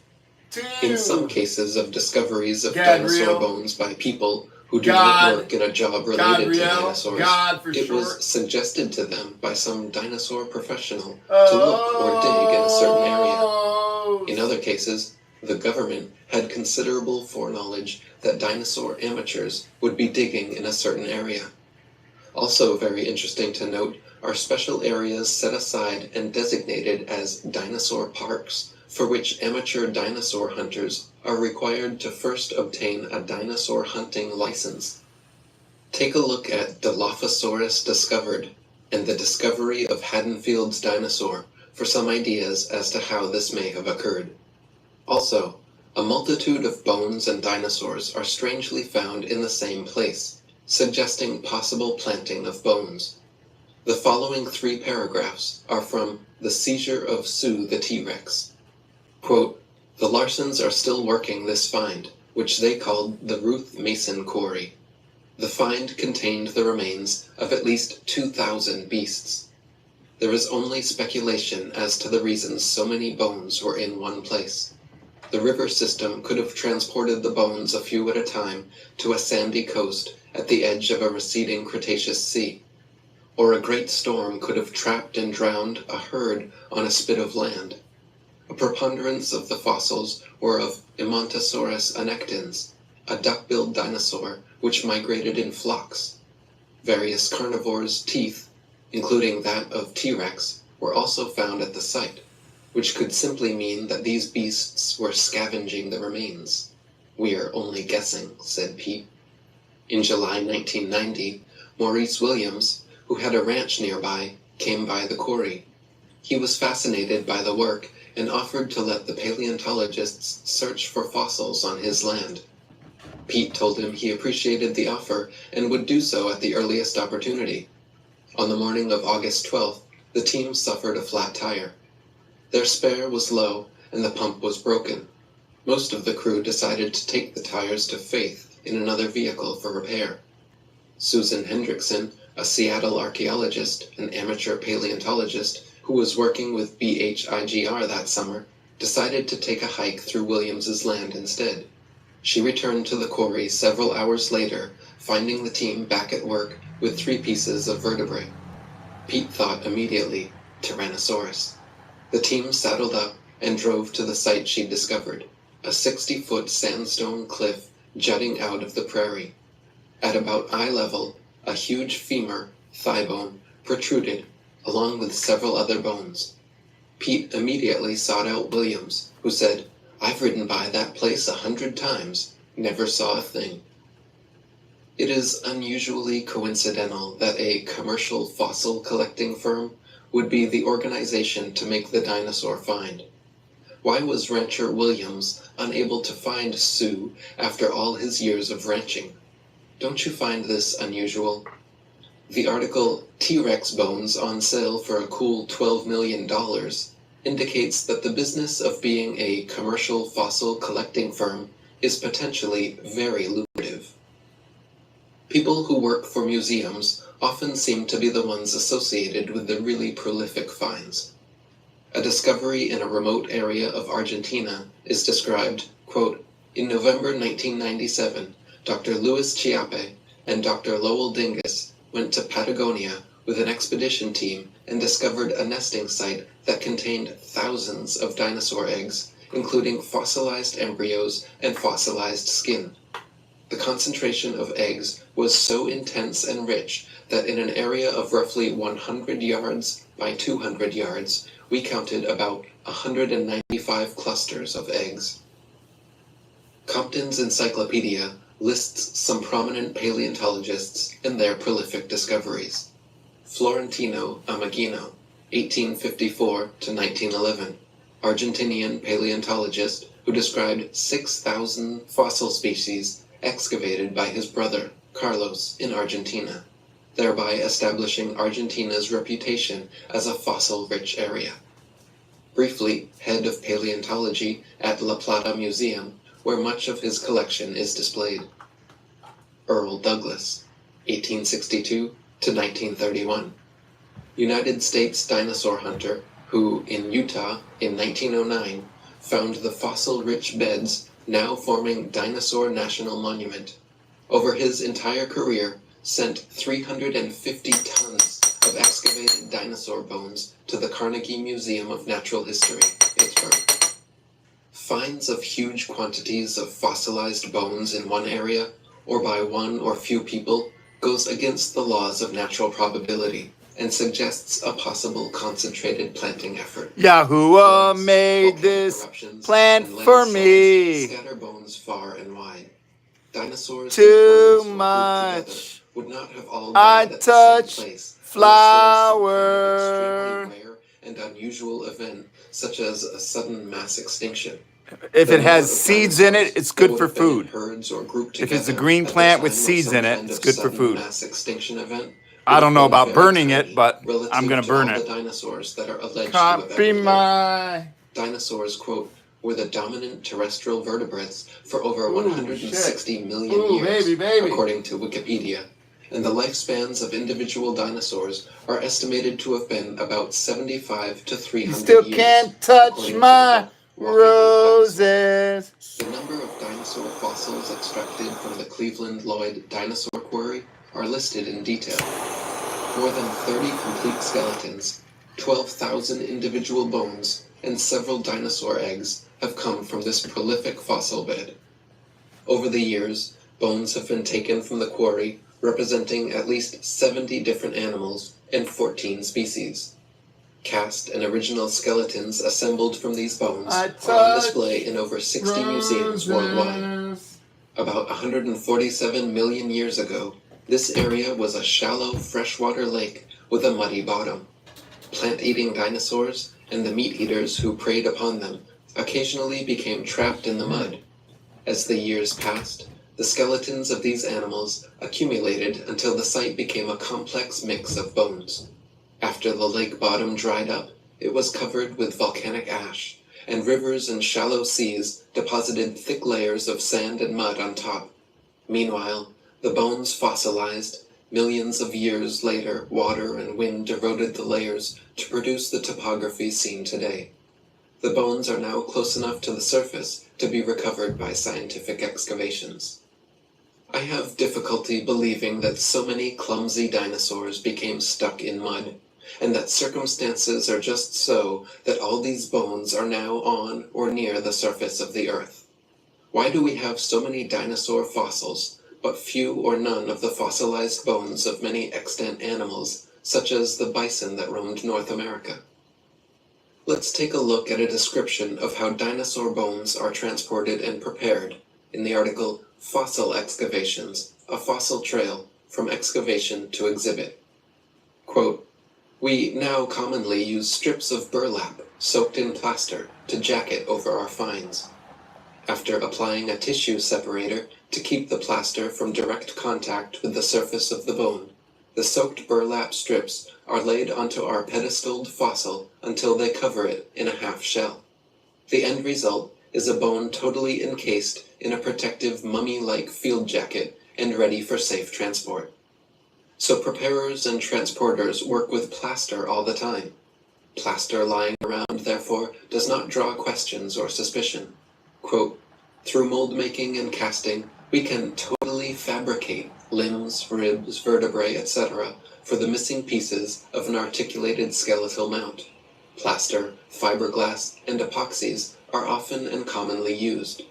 In reconstruction work on single bones, small to large cracks can be filled in with mache or plaster mixed with dextrin, a starch that imparts an adhesive quality and extra hardness to regular molding plaster. We've also had success using epoxy putties. Large missing fragments can be sculpted directly in place with these same materials. Even fossils that are difficult, nigh near impossible to collect in the field, are harder still to prepare in the lab. Specimens that take from a day to a week to remove from their beds of stone can require months or even years to clean, consolidate, repair, and reconstruct for study or display. This is an art and skill of the preparator, a term that appears to have first been used in North America. What exactly is taking months or years? Is the public being given altered versions of bones? What exactly is going on? Is this science or art and science fiction? Is the public being deceived? In The Changing Shape of Hadrosaurus folki, we learn of an iguana skull being substituted for the skull of a dinosaur on display. Was the public told at the time? What are we not being told today?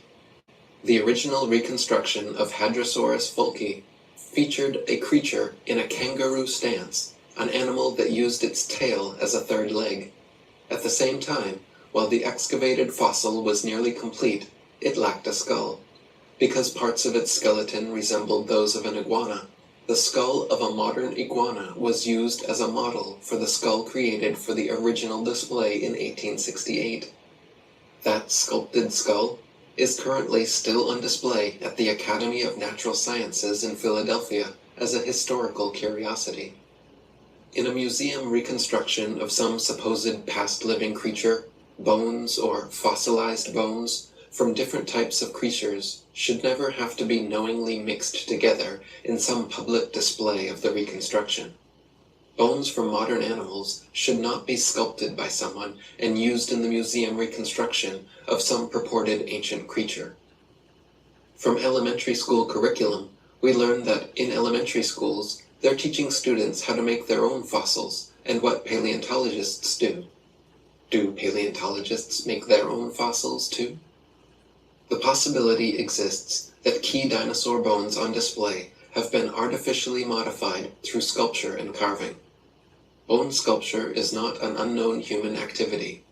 Many cultures participate in creating man-made objects out of existing bones, totally unrecognizable from the original shape. Is the dinosaur industry a customer of this sort of business?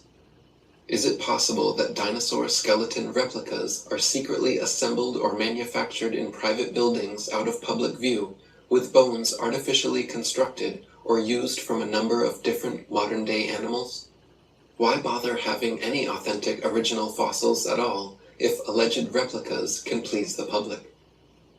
Many displays and drawings of dinosaurs appear to be an absurdity, showing a two-legged animal that would be totally off balance, with the weight of the head and abdomen much greater than the weight of the tail, which is supposed to act as a counterbalance.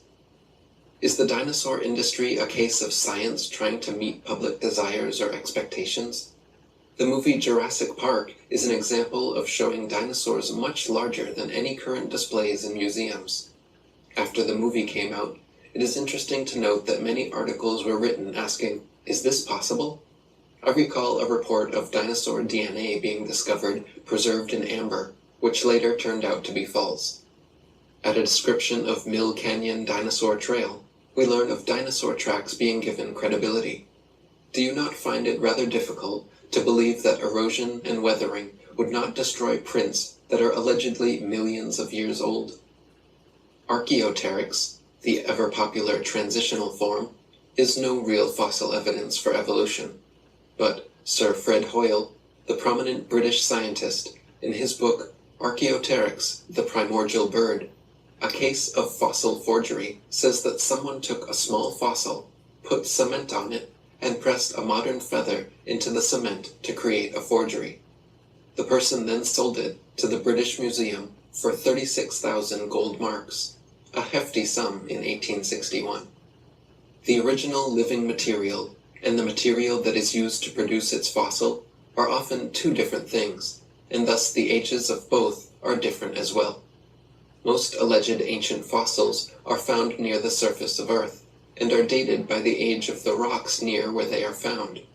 If a modern-day animal was to die and its remains found in the same location, would it be dated the same age of the alleged ancient fossil? According to Margaret J. Helder, Ph.D., in her book Completing the Picture, a handbook on museums and interpretive centers dealing with fossils, quote, scientists used to be very impressed with the potential of radiometric for coming up with absolutely reliable ages of some kinds of rocks. They do not feel that way anymore. Having had to deal with numerous calculated dates which are too young or too old compared with what they expected, scientists now admit that the process has many more uncertainties than they ever would have supposed in the early years. The public knows almost nothing about uncertainties in the dating of rocks. The impression that most people have received is that many rocks on Earth are extremely old, and that the technology exists to make accurate measurements of these ages. Scientists have become more and more aware, however, that the measurements which the machines make may tell us nothing about the actual age of the rock. Margaret J. Helder continues to explain, under what circumstances did whole organisms remain intact long enough to be fossilized? In most cases, it seems, these victims were rapidly buried in great loads of sediment, which quickly hardened into rock. Not only did these situations require catastrophic burial, but also the sediment involved had to be very fine-grained in order for such exquisite preservation of detail to come about. Geologists generally interpret silt beds as the result of fine particles settling gradually out of still water. If that had happened in these instances, the corpses would have decayed long before burial and lithification, turning to rock, could occur. The replacement process is supposed to involve calcium phosphate or calcium hydroxylapatite in skeletal material being replaced, atom, by silica, calcite, pyrite, dolomite, etc., over a long period of time. This goes against the natural law of increasing disorder. How are all these dead atoms intelligent enough to know what to do and where to go to produce the finished fossil? Another alleged mode of preservation is permineralization, whereby porous bone structures are supposed to become more dense by the deposition of mineral matter by groundwater. The more porous the bone, the more susceptible it is to destruction. In Speed and Conditions of Fossilization, we learn that, quote, secondary mineralization, remineralization, leaching of bone mineral, and biologically induced mineralization begin very rapidly after the bone is exposed to the environment. If the bone is not buried or underwater within 1 to 2 years of defleshing, it will literally become dust in the wind.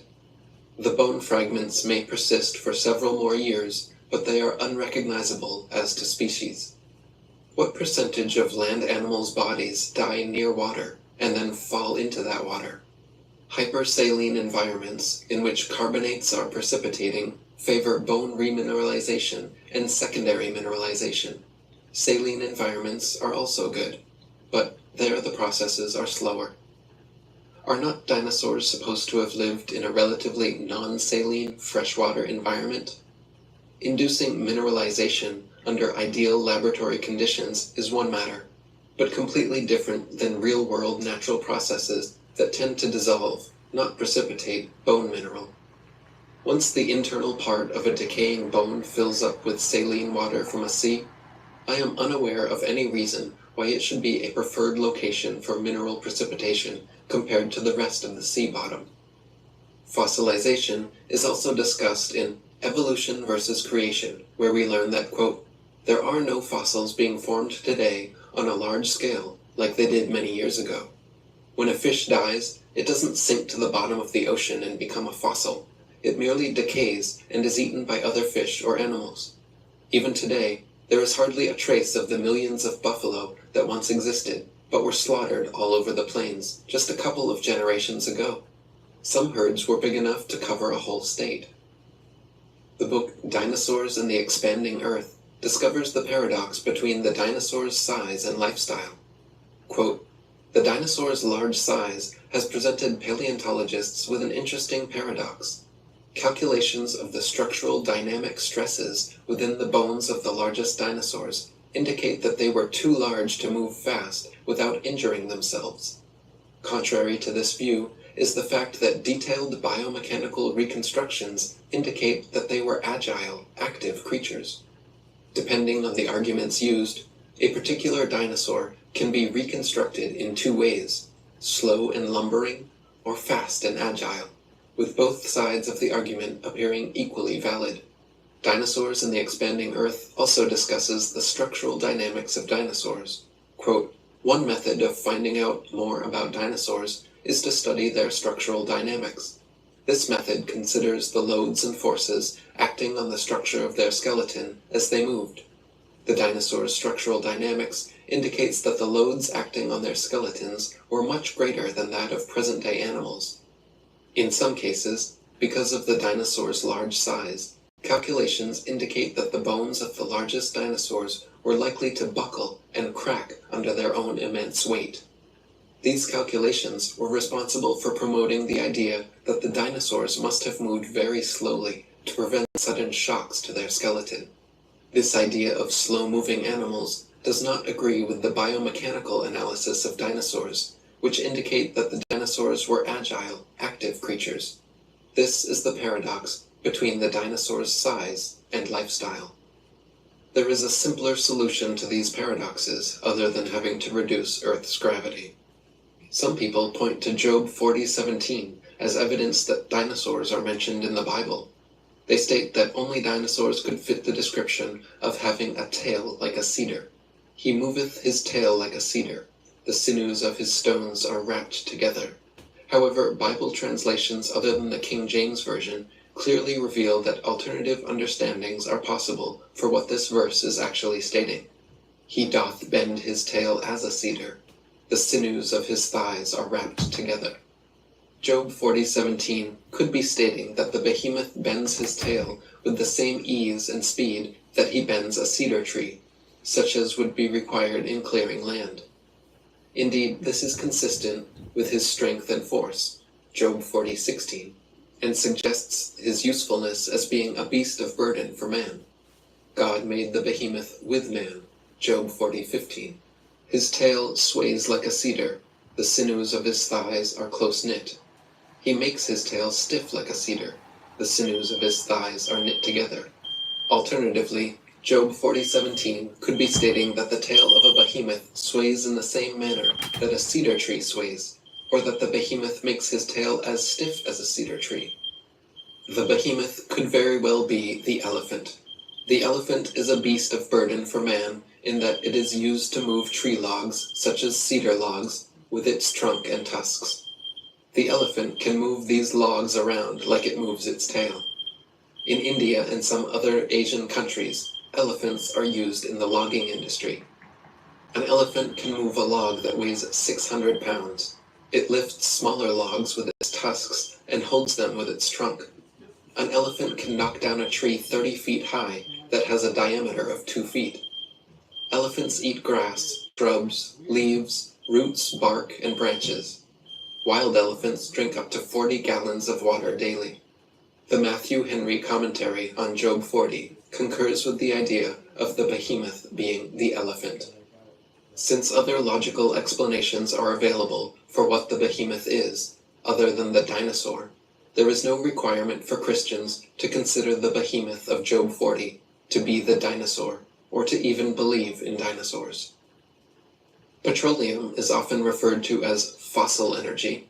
However, Thomas Gold has claimed that hydrocarbons are found in many locations where a biogenic origin is improbable or impossible, such as in the Earth at great depths below any biological debris, and on asteroids, comets, the planets Jupiter, Saturn, Uranus, Neptune, Pluto, and their various moons such as Titan and Triton. Meteorites have been found containing coal, and polycyclic aromatic hydrocarbons, PAHs, are found in coal and petroleum. Numerous other arguments against a biological origin for petroleum exist, such as the claim that hydrogen-saturated hydrocarbons are unlikely to have been derived from any biological debris. A theory exists that petroleum is not a fossil fuel with a surface origin. Therefore, one could believe that the alleged past existence of dinosaurs, or the alleged past existence of any other ancient living material, is not necessary to explain the origin of petroleum. Dinosaur bones sell for a lot of money at auctions. It is a profitable business. There is pressure for academics to publish papers. Museums are in the business of producing displays that are popular and appealing. Movie producers and the media need to produce material to sell to stay in business. The mainstream media loves to hype alleged dinosaur finds. Much is to be gained by converting a bland non-dinosaur discovery of a bone of modern origin into an impressive dinosaur find, and letting artists' interpretations and imaginations take the spotlight, rather than the basic, boring, real find. There are people who desire and crave prestige, fame, and attention. There is the bandwagon effect and crowd behavior. And then there are people and entities pursuing political and religious agendas. During the 19th century, a new worldview of evolution was being pursued by then influential people such as Darwin and Marx. During this era of thought, the first dinosaur discoveries were made. Were these discoveries made to try to make up for inadequacies in the fossil record for the theory of evolution? A History of Evolutionary Thought lists some of the influential people setting the stage for the evolution way of thinking. Preludes to Evolution, Jean-Baptiste Lamarck, 1744 to 1829, Thomas Malthus, 1766 to 1834, George Cuvier, 1769 to 1832, William Smith, 1769 to 1839, Etienne Geoffroy Saint Hilaire, 1772 to 1844, Adam Sedgwick, 1785 to 1873, Patrick Matthew, 1790 to 1874, Mary Anning, 1799 to 1847, Sir Richard Owen, 1804 to 1892, and Louis Agassiz, 1807 to 1873. Natural Selection, Alfred Russel Wallace, 1823 to 1913, Thomas Henry Huxley, 1824 to 1895, Ernest Haeckel, 1834 to 1919, Edward Drinker Cope, You get it yet? 1840 to 1879. I think that's enough Henry proof. Fairfield Now we're Osborn, going to record 1857 all to the discoveries 1935. of Ron Wyatt. The Hallelujah. pro-evolutionary bias is evident And a with shot this of Turin. organization promoting dinosaur Ta-ta, my discoveries. loves. The majority of governments in the world Glory today to Yahuwah. operate on some basis of In government Yahusha. that uses a Hallelujah. political